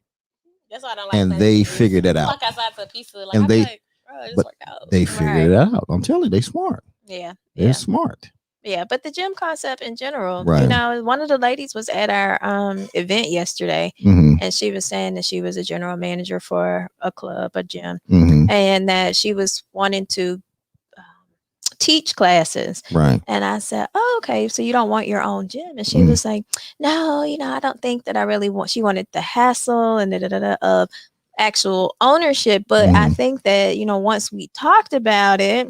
Maybe change her mind, huh? She was like, oh, well, it makes sense for me to open a gym. Yeah, you're doing everything to run a gym today. So what is the difference really other than your fear of failing? Which if you've taken that gym to 500 members, why wouldn't you be able to take your own? Right. Because some people love doing the work for somebody else. That's why. It's safe. I don't know what it's safe from. It's safe from. I'm gonna have a check. It's literally the direct deposit that hits every 2 weeks that they know regardless of if comfortable stuff. But you've taken this gym to 500 members from, I think she said 200 members when it started. So what was it? Where was the failure? Where's the option for failure at? Because they come and she ain't give you she might have a picture on the wall. We can put your picture. We can put your picture on the wall. Yeah, it's kind of like I was looking at some people the other day, and they were truck drivers. They drove for this company. This lady, she was crying, and they in the company. They put her name on this wall of the people that had so many miles they've driven. Right. So I looked at it a whole different way. I looked at it because I'm looking at everything from a business perspective. I'm looking at it like you crying because you driven X amount of miles for that company. You could have drove that many miles for your own company, and think about the money that could have been associated with the revenue for those miles, and think about the money you made for that company. This company can fail or go bankrupt, and guess what? That wall going down. But they're not gonna save that wall. Correct. You see what I'm saying? Yes. I mean, I would tell everybody any day. I'm not opposed at all to a 9 to 5 because at the end of the day, you have to have certain core values. Right. Certain desires and dedications to be an entrepreneur. And sometimes they don't exist. Sometimes it looks cute, right? But you ain't willing to put in the work. And that's cool. Get a job and do what you do on that job. Right. And be successful and do do that well. However, if you feel that I'm able to take that leap and I'm dedicated, I'm determined, I'm going to go at it 110%, then do that. Because at the end of the day, if you're great at what you do anyway, if the company didn't succeed, you'll be able to get another job. You sure will. Because the job's out there and they waiting on you. You got the same work ethic that made you have that job. Trust me, don't get no, Vanessa, that's a bottle of Cavassier. You know what I'm saying? Shout out to Vanessa. This is a big bottle of Hennessy, period. That's our that's our CEO of Wink and Drink right there. Vanessa Jackson. Vanessa Jackson. Ooh. I am for real. Hey. Wink and drink jam. We're gonna take a short wink and drink break. Period. A commercial break. So they can put it. They put his Cavassier. Wink and drink. Can you pass me What? those Sprite? A wink and drink. What? Yeah. A wink and drink. What? Hit 'em, G. It's 5 o'clock. It's time to leave. I dig into my pockets, pull out my car keys, grab my wallet, walk out the front door, unlock my phone, open the app store. Oh no, I need a place to meet and think. Found a brand new app called Wink and Drink. Yeah, it's Wink and Drink. Hey, it's Wink and Drink. Come on, it's Wink and Drink, a brand new app where people meet. Yeah. Come on, it's Wink and Drink. Hey, it's Wink and Drink. It's Wink and Drink, a brand new app where people meet. Shout out to that right there. It's a cool. Hey, next time we come back, we gonna have a commercial. Oh, that's good. What's that? Y'all gonna have a commercial? You gonna be playing out Come a on now. commercial break. Hey, listen, but you know that Wink and Drink jam is fine, though, right? It's fine. Hold up, do this for me right here. I'm gonna play it every time it says Wink and Drink. I want you to wink and then drink. Take a sip, okay? Let me see if y'all can make this happen. I'm not good at stuff like that. We're gonna see. Get your coordination together. We're gonna see. Drink what? A wink and drink what? Sing it, y'all. A wink and drink what? You wink. Hit 'em, G. Yeah, it's 5 o'clock. It's time to leave. I dig into my pockets, pull out my car keys. Grab my wallet, walk out the front door. Go. Unlock my phone, open the app store. I need a place to meet. Here it comes. Found a brand new app called Wink and Drink. Oh, it's Wink and Drink. Hey, it's Wink and Drink. Oh, it's Wink and Drink, a brand new app where people meet. Come on, it's Wink and Drink. Hey, it's Wink and Drink. It's Wink and Drink, a brand new app where people meet. Y'all better stop playing. You know what I'm saying? Yes. See how the beat get you, the rhythm get you, and everything like that. Okay, so you got into the gym, you did your thing. You chose 9 rounds, and it's your area is 9 rounds. It's 9 Round Fitness. We're 9 Round Grant Park. Grant on Park. Instagram That's what I look for. and Facebook. Okay, 9 round. Grant Park. Okay, that's so bougie side of town, right? You know what I'm saying? That's a bougie side of town. That's where it is now. It's the bougie side of town though. You can't say it ain't the bougie side of town now because that's where it's at. Okay, that's where the membership's gonna come at. They ain't gonna come off Old National. They just ain't gonna pay. That's the Waffle House. Damn right, both of them, both sides of the highway. You know what I'm saying? Vanessa said thank you. He said thank you. Yes. He said thank you for jamming to the Wink and Drink jam. Hey. You know what I'm saying? And they got some 360 videos. Yes. You know, so cute. they can make sure they posted them right there. But anyway, She done already did it. She Okay. was so quick. You done like, posted oh, already? Yeah. Come on, now, you only play. Shout out to the daggone marketing genius over here. You do it all, market everything. Yeah. Okay, so your insurance company is banging. Yep. Your gym is banging. Anything else you got over there besides this? We're gonna get in that because I got to switch it over here. Besides that, Real okay. estate investing. She do girl boss suites. Real estate investing. Who? She do real estate investing. Okay, Girl yeah, boss suites. Okay, hold on. No, we're gonna talk to girls ball because we want y'all to talk about it together. Oh, okay. That's gonna bring the thing together right here. So you do real estate stuff too? Yeah, I seen you hanging out with them brokers out there in everybody Georgia. should do some real estate. Okay, when you say do some real estate, what do you mean what some I real mean estate? by that is, well, you know, everybody hears that you need to have 7 streams of income. Okay, yeah, that's what he said. Right. Okay, no At the 7 end- piece. At the end of the day, real estate should be a part of your portfolio. Okay. I mean, it. it's an asset Mhm. that essentially never depreciates. Right. For the most part, there are some instances, of course, where property values have gone up and down. Right. However, as a real estate investor, usually you are investing in a property. Mm-hmm. You may be holding that property and getting rent, and then hopefully appreciation when you Right. sell it. Okay, that's what I'm talking about. You know what I'm saying? Make that move. Okay, now Tiara, we're gonna bring you on in here again. All right. So you know your agency thing popping. Now since you started back in 2012, right? Was it hard? So like, how do you bring people in to allow you to be that push for them? Like, so ain't trying to have none of your trade secrets, nothing like that. But I don't have any secrets, honestly. People that's looking to execute their dreams Mhm. or needing a different vision or strategy for their company. Okay. I've never really advertised for TLJ agency. It's always been like word of mouth. And I was just thinking, like, if I do start advertising, where can my business go? So that's my 2022 plan, is to actually get out there, get ads and advertising. Yeah. But I feel like everybody across the world has a dream. Right. They don't really know how to execute that dream. So what TLJ agency does is provide you the strategy to monetize your dream or connect you to your dream or figure out your purpose. Right. So my business is my business, but it's also my ministry. Okay. So I think I've been successful. Did you start a church or something like that before? I probably, it's on me. Okay. I haven't walked into it yet. You walked into it? We don't know what the pathway is. Okay. But no, I just feel like, TLJ agency is helping people understand their dreams and connect to it. Right. And so like, just being able to execute your vision, because everybody wants to be rich and wealthy. Okay, yeah. It's just people don't have the work ethic, the know-how, the common sense. And I think that's the key thing you just said, the work ethic. Because a lot of people want something laid down to them. They want somebody to hand them or tap them on the shoulder and say, "Oh, here, okay, well, come on, let me help you." No, you gotta take that lean. Just so you know, the dream coach got something for them too. Because there's a lot of people that'll just be like, "Oh, I would love to have an ebook, but then I don't really want to do the work to have the ebook." Right. Okay.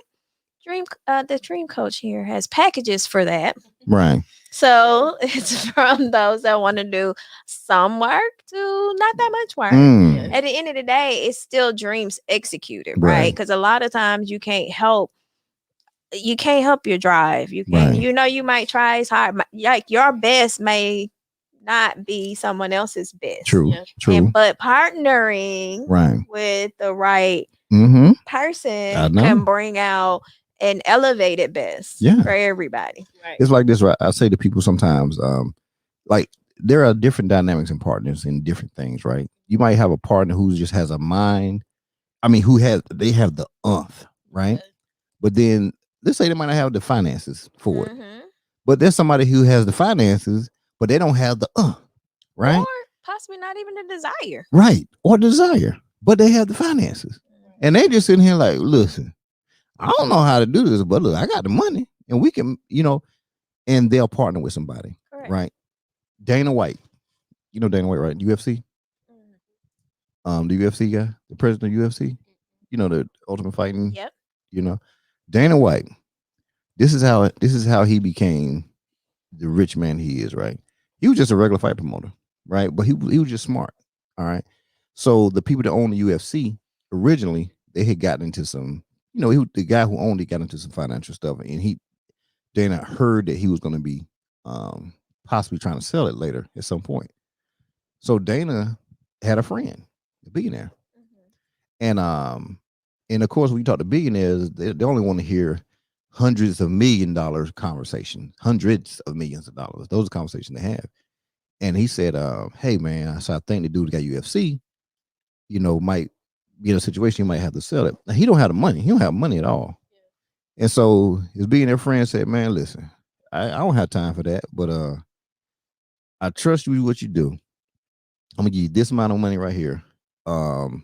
See if you can buy it. If you can buy it, I'm gonna give you 10% of the company, and you become the president of the company. You know what I'm saying? And you do what you got to do. We pump money into it. Do what we got to do." He ain't have $1. Now look what the UFC is worth now, billions. You know what I'm saying? He's the president, and what his percentage of that company. You know what I'm saying? He didn't have the money, but his billionaire partner knew that Dana had this right here. Yeah. And so he invested in that, and just made a lot more money. Because sometimes people want to say, "Well, no, if you don't have the 10 million to put in, now I don't have the mind to do it. But if you don't have the 10 million, I don't want to do nothing with you." No, sometimes you got to partner with people.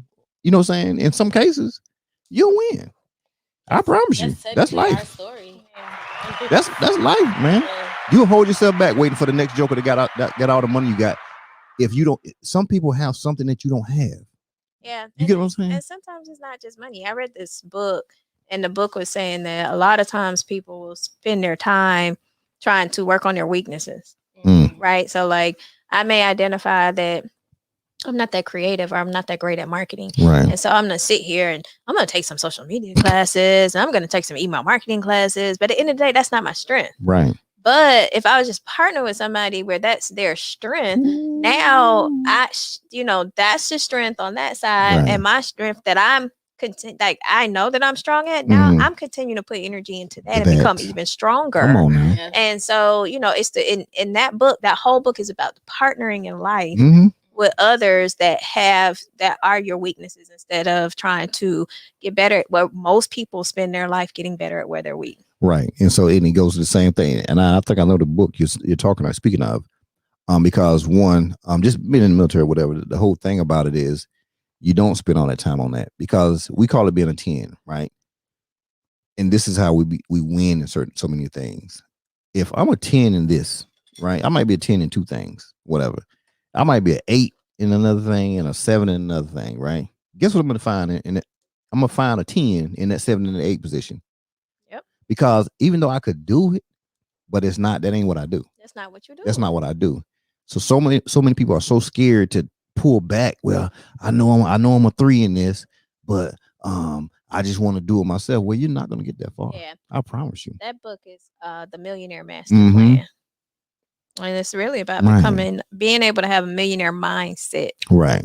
And that's how you do it. And if you notice, most millionaires, will literally partner with people, and they're not afraid to give their money because they've identified the strengths that those individuals have that's going to play with their strengths and make the project work. And they're not going to worry about it, because it's one of those things. If I'm going to give this 10, hey, go on 10.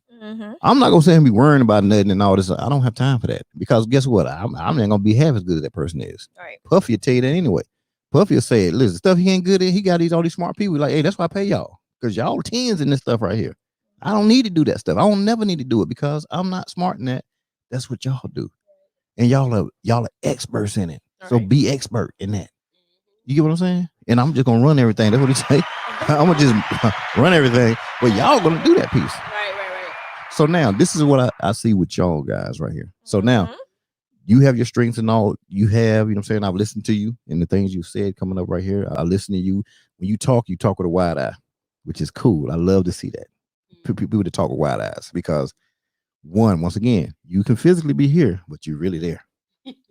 And it's because you always you doing that. And I like that. You know what I'm saying? That's a hunger. You know what I'm saying? It don't say people that don't do it don't have a hunger, because some people just, they do different ways, whatever. But to kind of see it, it's just really like, it's refreshing to see that. And then to see what your action, or to see the respect, just listen to her. I mean, both of y'all have respect for each other.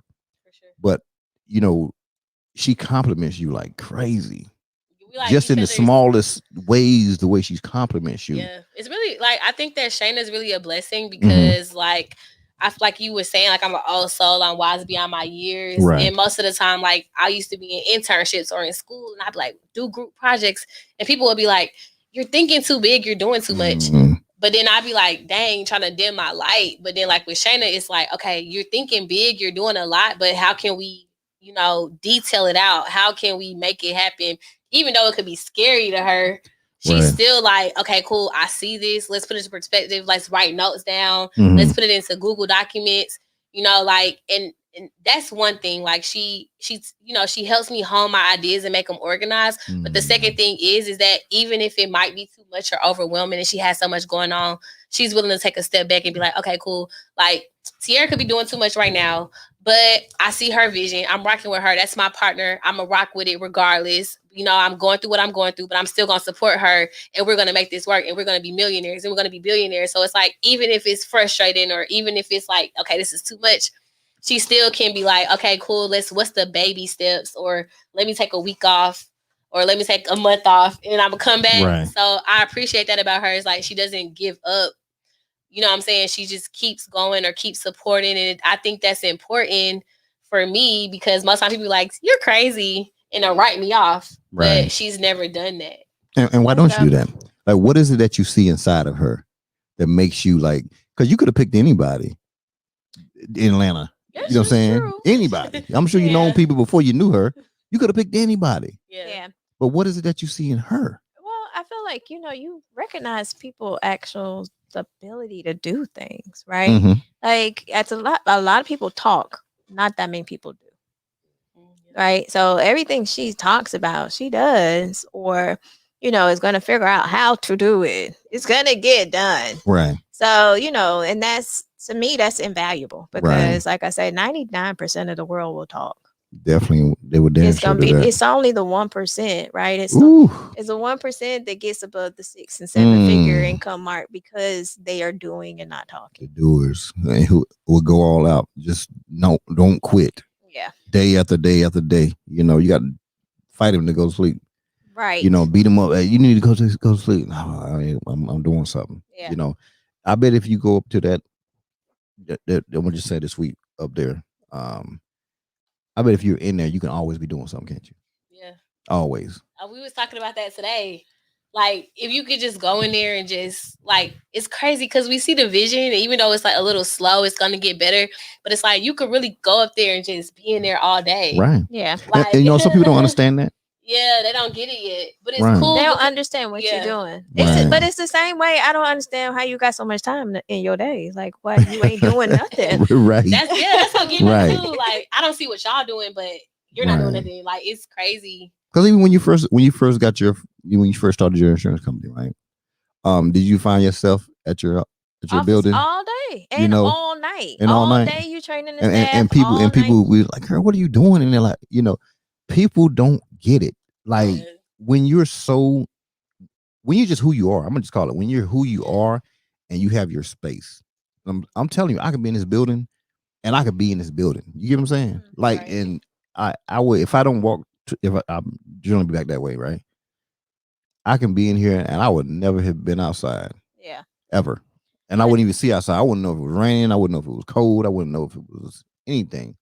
But because once you have the vision for where you are, what you're working on now, and where you're going, and it goes back to what we were saying. Like, most people don't have a vision, right? Yeah, they don't know what they're doing and why they're doing it. They actually just doing it. So hopefully we can get a little check. But I'm ready to stop doing this so I can go hang out. Right. I just want to get quick. That's the important thing, right? It's the legitimate side of business because there comes a time in business where it's not fun no more.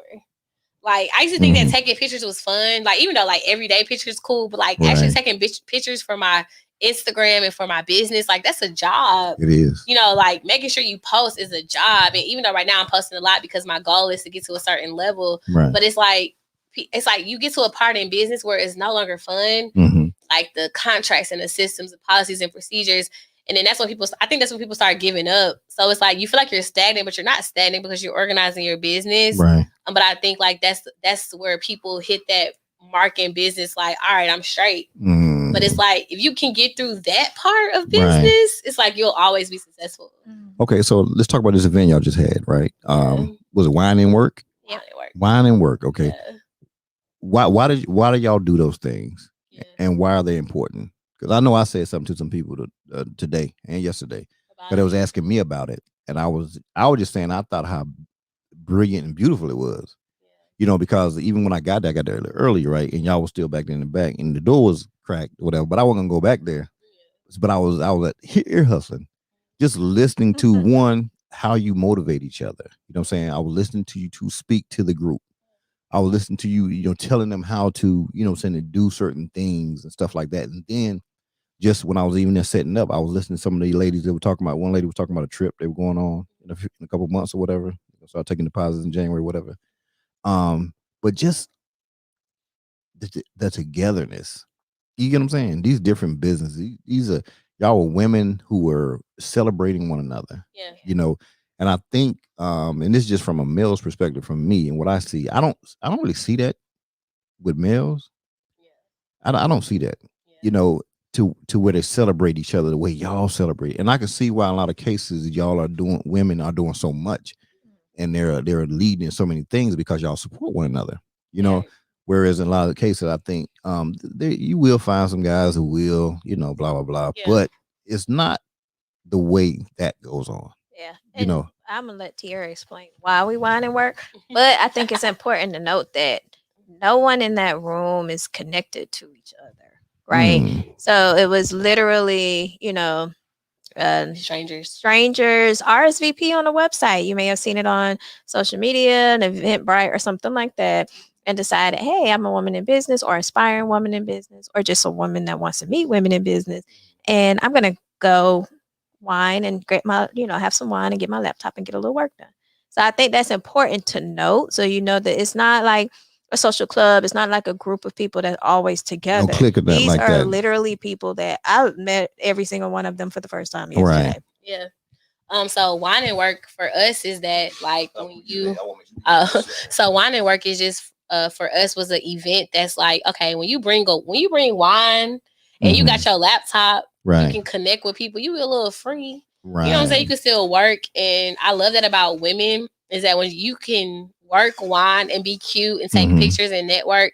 And so wine and work was created because it's like, what that's cute. Drink wine, work, you know what I'm saying? Like, not everything has to be ratchet.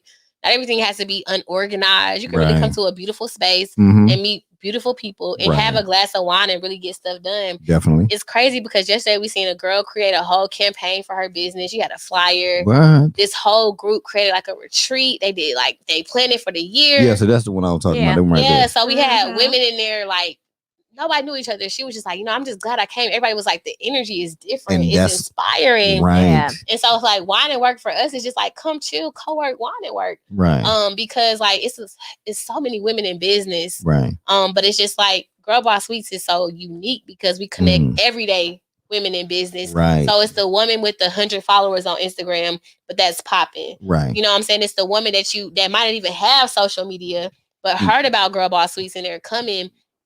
And so what separates us is that we cater to the everyday businesswoman. Right. So when you walk in there, you might think like, okay, well, what can she do for me? She got 1,000 followers, but she got a whole movement of a ladies' night out in Houston, Dallas, and Atlanta. Right. So you in here with real bosses. But it's like we're changing like the fact that you don't have to have a whole bunch of stuff. You don't have to have a whole bunch of money, but you can have purpose.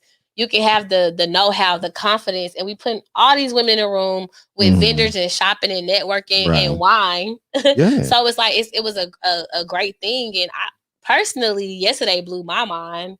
You know what I'm saying? It was tight. Yeah, it was really tight. To see your vision come through in another city, right? It's crazy. How did it feel to you?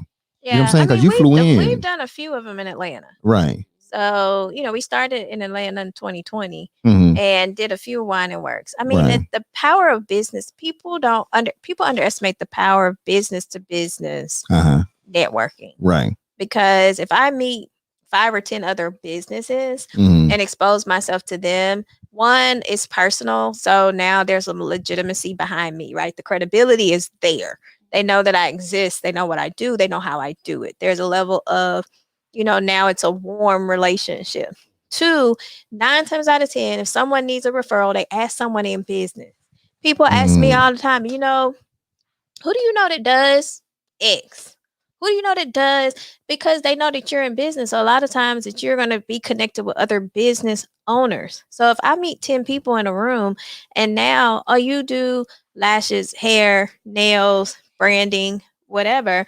If somebody asks me, I'm like, yeah, you know what? Let me pass you the information for this lady that I just met her, but her business seems amazing, right? And then not only that, it's ability for me to promote you and you and you, because now we're connected. So if you have an event, you have a sale, you have a special, or you want to promote your business, I'm going to help you do that. Right. And that's so great. And that's what I saw, the networking in that piece right there. And it does. In fact, I had a guest the other night.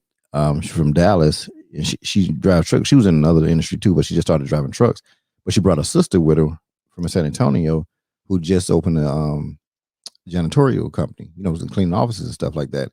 And she had some real serious questions, but she realized I knew some people. So after we got off the air, she said, "Man, I really had this question." And right then, it was late too, it was about 11, and I called somebody who has a business and who is handling business.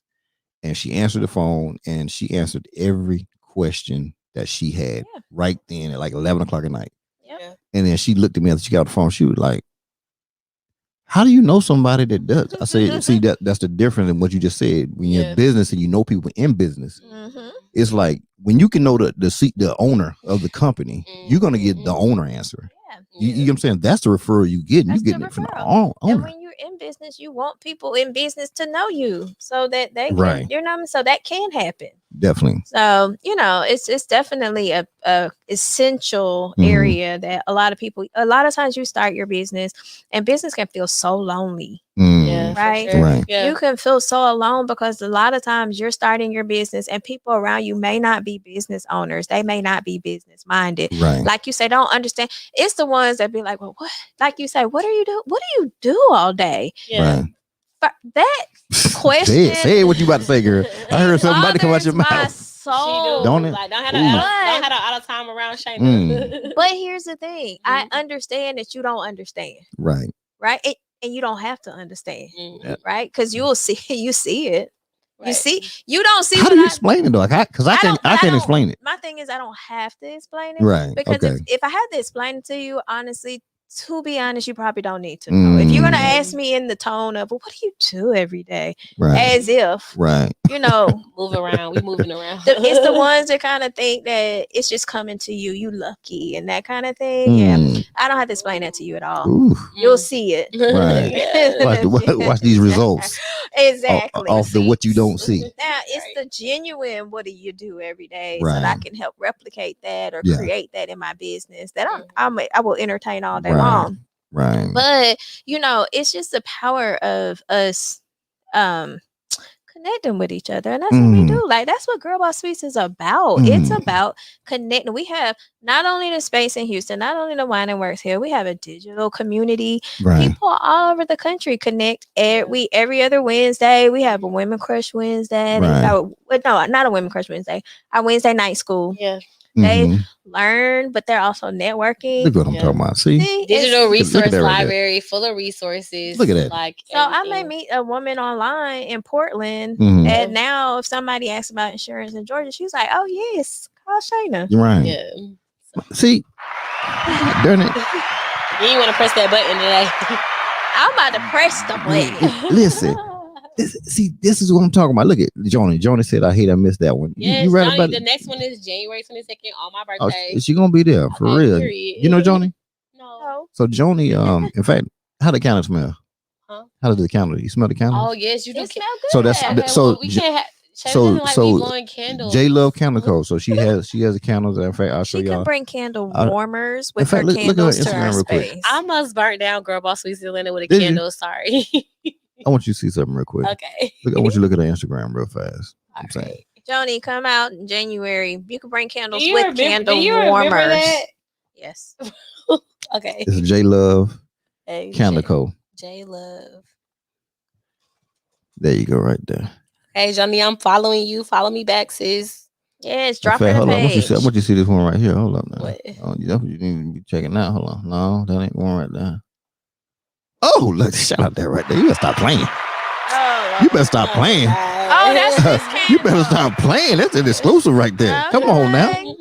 Oh, you trying to hate on me a little bit, Tiara. That I'm little- not. Okay, you sure? It's a customized candle. You know what I'm saying? You better stop playing. Listen, that's almost wink and drink worthy right there. What the other sounds is? We need some more sounds. But that's the famous one right there. That's one everybody love. Wink and drink what? A wink and drink what? A wink and drink what? Hey, we Hit did 'em, it. G. Hey, It's five. And I got a G5 counter for both of y'all to I take dig back into with you. my pockets, that's pull gonna out be my stuck in her car head. Like you gonna be grab my singing wallet, that all walk week. out the front door. Unlock my And phone, that's the open point. The app store. Hey. I need a place to meet and think. Found a brand new app called Wink and Drink. Hey, it's Wink and Drink. Hey, It's Wink and Drink. Come on. Yeah. It's Wink and Drink, a brand new app where people meet. Come on. It's Wink and Drink. And make sure you hit the yellow button when you go off. It's Wink and Drink. Got you. It's Wink and Drink, a brand new app where people meet. Hey, you missed it. Shout out right there. She was a little late on the button, but it must be the It's okay. Cavassier. It's the Cavassier right there. Slowed her Women reactions drink down. cognac too. Shout You know out what to I'm Rick Mackey, period. Y'all don't shout them out twice, so there must be somebody.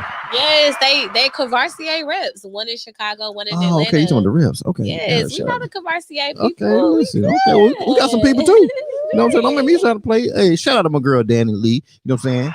Danielle. Hey, Hey Danielle, type the restaurant. type your restaurant in the Oh, if you got food, we Oh coming. no. She if y'all ever down in Miami. I'm coming. Do y'all like Italian food? Yes, I'm coming. Listen, I'm going to Tampa tomorrow. How far are you away from Tampa? She Miami. Miami. Yeah, Tampa. You up top. They said Miami's like 4 hours. No. Yeah. Far? Okay. Hey, Danny. Hey, type in because I'll say it wrong. Osteros. I can't say it. I try to say it. See, I'm gonna see if y'all can say it. I'm gonna see if y'all can say that. Daddy, let's do it. It's gonna pop let's up. Do a Miami it's gonna pop up on the screen. Let's do a Miami mixer for women in business in Miami. And with Wink and Drink to come down and with Wink and Drink, right? Yes. Danny, we got you. Miami was actually one of our cities last year. She's one of my partners. Okay, cool. You know what I'm saying? So Danielle is one of my partners. We was going to Miami last year in April for a mixer. Mm-hmm. So that's perfect. Don't play now. Definitely should link up. And don't play with don't say nothing like that to Danielle. Danielle we don't play. Listen, don't say it with Danielle, because Danielle, listen, it goes down. Yeah, let's have a whole women in business mixer in Miami. I'm ready. Let's do it. But all we was missing was a venue. So if you're at Miami Beach, it's right there in the spot. I mean, the restaurant's been banging for over 30 years. Like it's that type of restaurant. You know what I'm saying? Danielle, type your Instagram in the chat so we can follow you. Yeah, let's go ahead and do it. Let's do a mixer. It should be popping up. She said, "Come on over." What's her Instagram? I'm about to follow her now. Hers is she hit the button. Sorry. She done hit my button. All right, there it is. You see that name right there? And that's the Instagram for the restaurant, but her Instagram is Danny. I'll tell you what hers is real quick. Oh, she got it on there. Tag her. It's super something. Super. It's on there. Oh yeah. Super Green Danny. That's what it is. That's her personal email. Following you now. So look at y'all following my daggone business partner. You know what I'm saying? Listen, we international right here now. Right. You know what I'm saying? We got 2 in DC. The CEOs in DC. Who's in DC? We coming to DC in November. Vanessa, the one earlier. Vanessa. Vanessa, she's a CEO. We'll be in DC in December. That's perfect. For sure. Well, actually, I'll be in DC Valentine's Day weekend, and then we have a big event in DC November. And we got my other partner, Deidre. Deidre, she lives in DC proper. She lives there in them big $1 million houses up there. And she's a CFO. So she's so she does it real big. I don't play with my group. My group is killer. And then we got my girl Miss Capital Relations. She has a capital relations company, public relations. She's Russell Simmons publicist. Okay. You know what I'm saying? Her company is, and she's her direct publicist. Don't play. She owns a professional women's football team and some other type of team she owns. We're trying to go nationwide. So our goal, we have a mixer in New York. Yeah, we have Vanity Perkins. Yeah, we have a mixer in New York coming up for Fashion Week in February. So we trying to go to all the cities. Well, and that's why this is going to be the right. This is why this is going to be the right connection right here, especially down in Miami. She would definitely take care of you, and she's one of those people where there's no stranger. Houston. We have a venue in Houston, so if you don't have a venue yet, come rock with our venue. Me, man. Or maybe have a mixer. I'm here. Yeah, we're gonna have one. We have a mixer. We're gonna do it. We're gonna do it like in the No, it's not that. It's just part of the whole Week and Drink thing. What we're doing. We want you to come though. We want you to come. You're not gonna come. Y'all not gonna come. When is it? We coming. I thought we're gonna do like 21st. Ain't it like the 21st? The 22nd is my birthday. January. So y'all do the 21st. It's gonna be like the 20th. I think Danny coming wine on. and work on the 22nd. So she'll be here. Partner with the wine and work. Yeah, she'll be here. In fact, she'll be here for 22nd because I think she's coming in on the 20th. And so my birthday is January 22nd. So whatever y'all do that weekend, y'all there. Yeah, I'm saying shout out to that. And we'll be back in Atlanta though. So we got a little tour thing we're doing. So it's gonna be big stuff. All right, so to close this on out.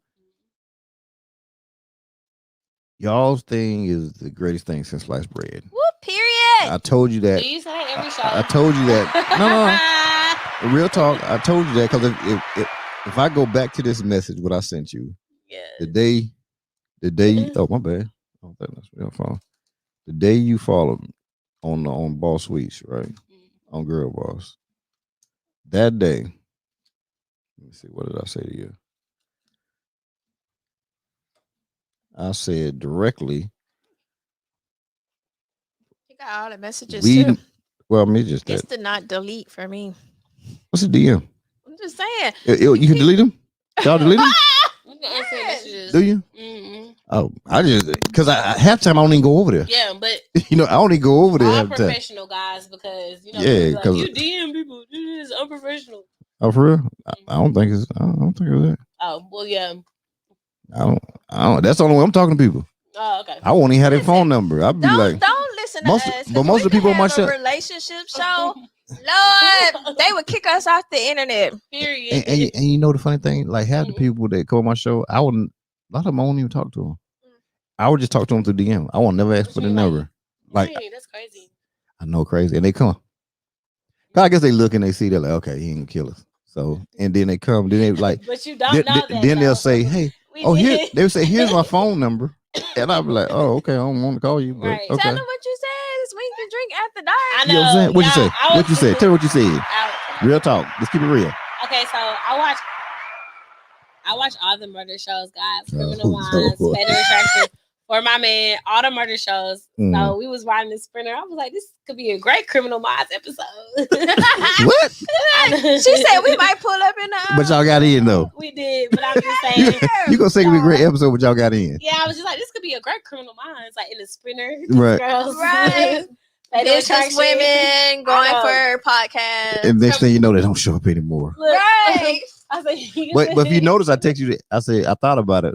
Yeah, I said, hey, this. Sent me the address. Why they was in the van? I said, you know what? Did I said, let me just make sure they can give it to somebody. Yeah, I have good discernment, so I know it was nothing crazy, but it was just funny because I watch. My mom always like, stop watching them shows. You be thinking you need crazy. to start watching them shows right there now. Yeah, I know, because my neighbor, this dude, while I passed by there, I looked at him like, what's up, bro? Like, yeah, so I got to stop y'all. Nah, but anyway, back to the thing I was saying though. As soon as you followed, I said, hey, we need to connect. I said, real talk, straight up, and of course, and so I didn't know if y'all were here. Yeah.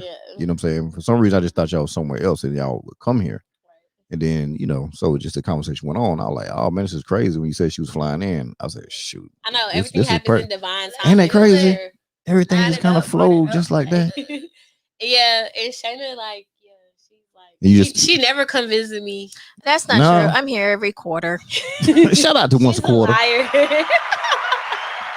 No, but it's cool. Like second time in 2021. The goal is to go city open and come, but like Houston is like on my heart right now. So we gonna get we getting that together. We doing some other stuff. It's crazy what's going on. So it's just a whole faith walk out here.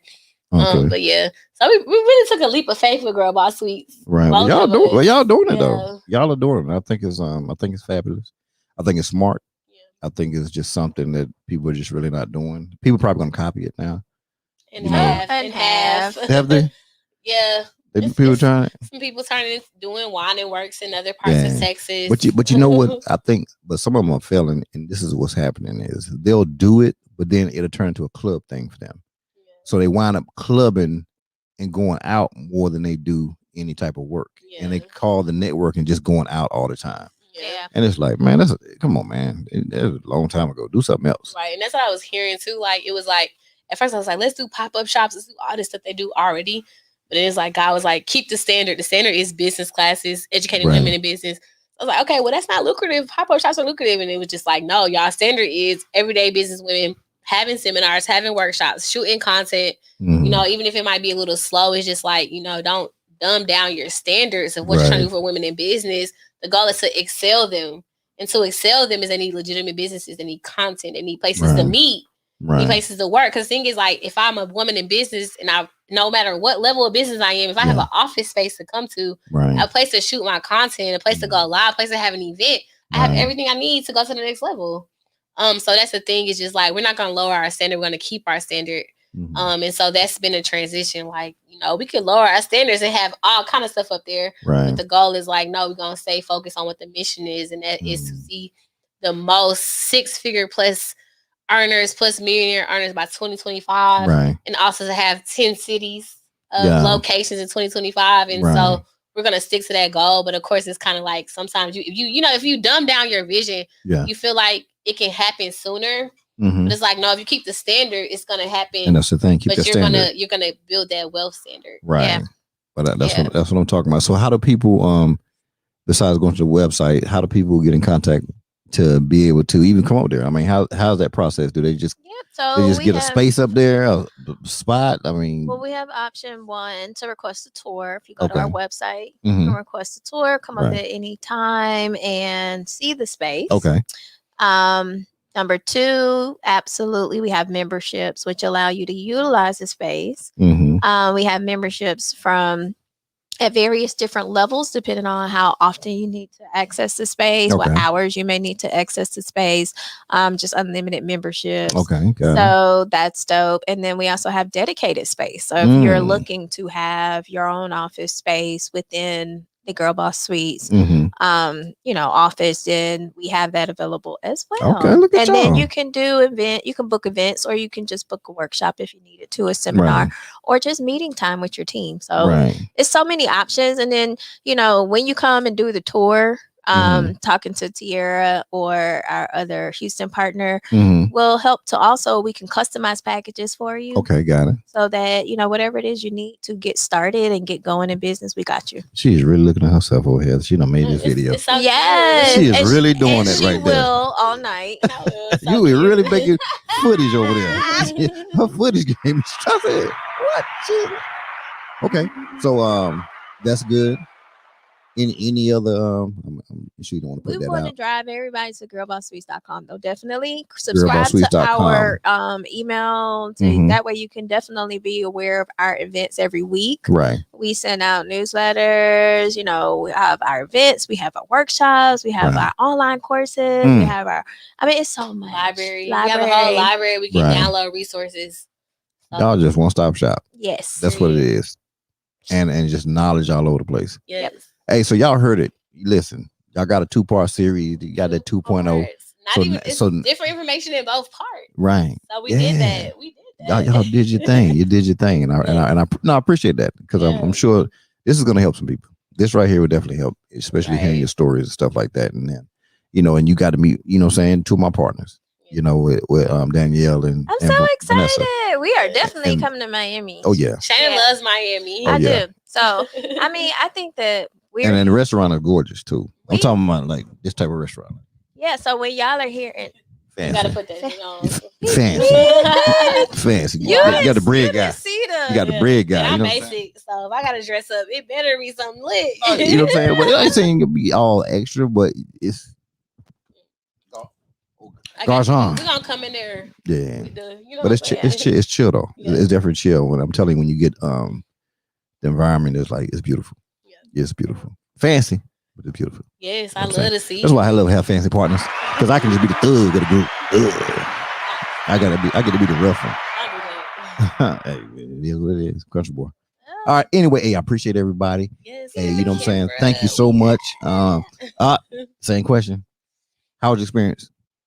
Amazing. 5-star, 10 out of 10 recommend. Crab, shrimp, liquor, sprinters, 360. Like, what? Come on now. 10 out of 10 recommend. Period. Come on now. So now you know somebody talking about 5K. Yes, they're gonna know 5K is good. Yes. All right, y'all. Hey, I appreciate y'all. We'll holler at y'all next week. I got 2 shows next week, so we'll hit y'all up, and then we'll probably do one more show week after next, and we're gonna close it out for the new year. We'll be doing some hot stuff out here, so I appreciate everybody, and I'll holler at you next time. It's the king of love track, baby. Take, wheel. Take, wheel. Everybody take, wheel. Come on, take, wheel. Take,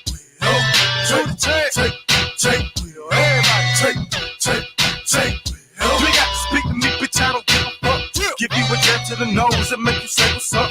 I'm in the club, nigga, talk with the long barrel. When the music stop having singing, not Christmas carols. People hate me, man, I really do know why. They see the wings on my back and they know I'm gon' fly. So what the fuck's supposed to do? Just try to please people. Got my indicator family and I don't get people.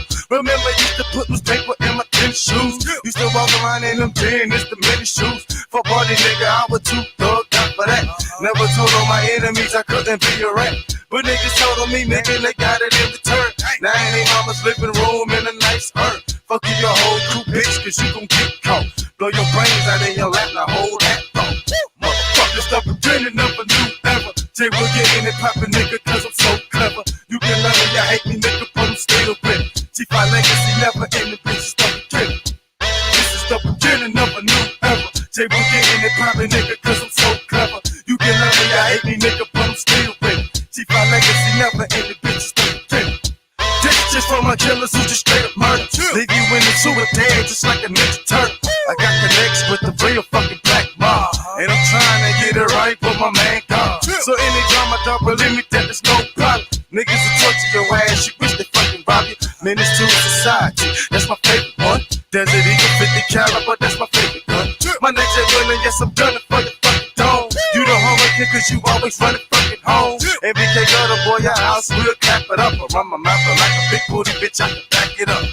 Try niggas on pickups just like they did in Jasper. Keep fucking around, your new friend is gonna be Casper. You gon' be in the casket, people trying to coffin on you. But so many hoes ain't like it can't play golf for you. Motherfuckers, the beginning of a new era. Jay will get in it poppin', nigga, cause I'm so clever. You can love me, you hate me, nigga, but I'm still with it. G5 legacy never ending, bitch, it's the beginning. This is the beginning of a new era. Jay will get in it poppin', nigga, cause I'm so clever. You can love me, you hate me, nigga, but I'm still with it. G5 legacy never ending, bitch, it's the beginning. Fuck that shit, bro, I'm tired of being nice. White shit in your head, this Mac is not a fucking lice. I keep the termites fed like a pistol, stay with some lead. Like Marita, dog, stay with some bread. I lived in the trailer, not no projects. They still got me, but you couldn't run on my set. I kill niggas, dog, and also I kill time. Tell out my snitches, they had 2 fucking moms. Niggas tell me, goddamn, they drop a fucking dime. Your brains are gone, now you out of your fucking mind. And niggas know I fight you, bitch, yeah, I'm ready to strap. But they don't fucking understand to get the bitch, get that, hear that gun clap. This the beginning of a new era. Jay will get in it poppin', nigga, cause I'm so clever. You can love me, you hate me, nigga, but I'm still with it. G5 legacy never ending, bitch, it's the beginning. This is the beginning of a new era. Jay will get in it poppin', nigga, cause I'm so clever. You can love me, you hate me, nigga, but I'm still with it. G5 legacy never ending.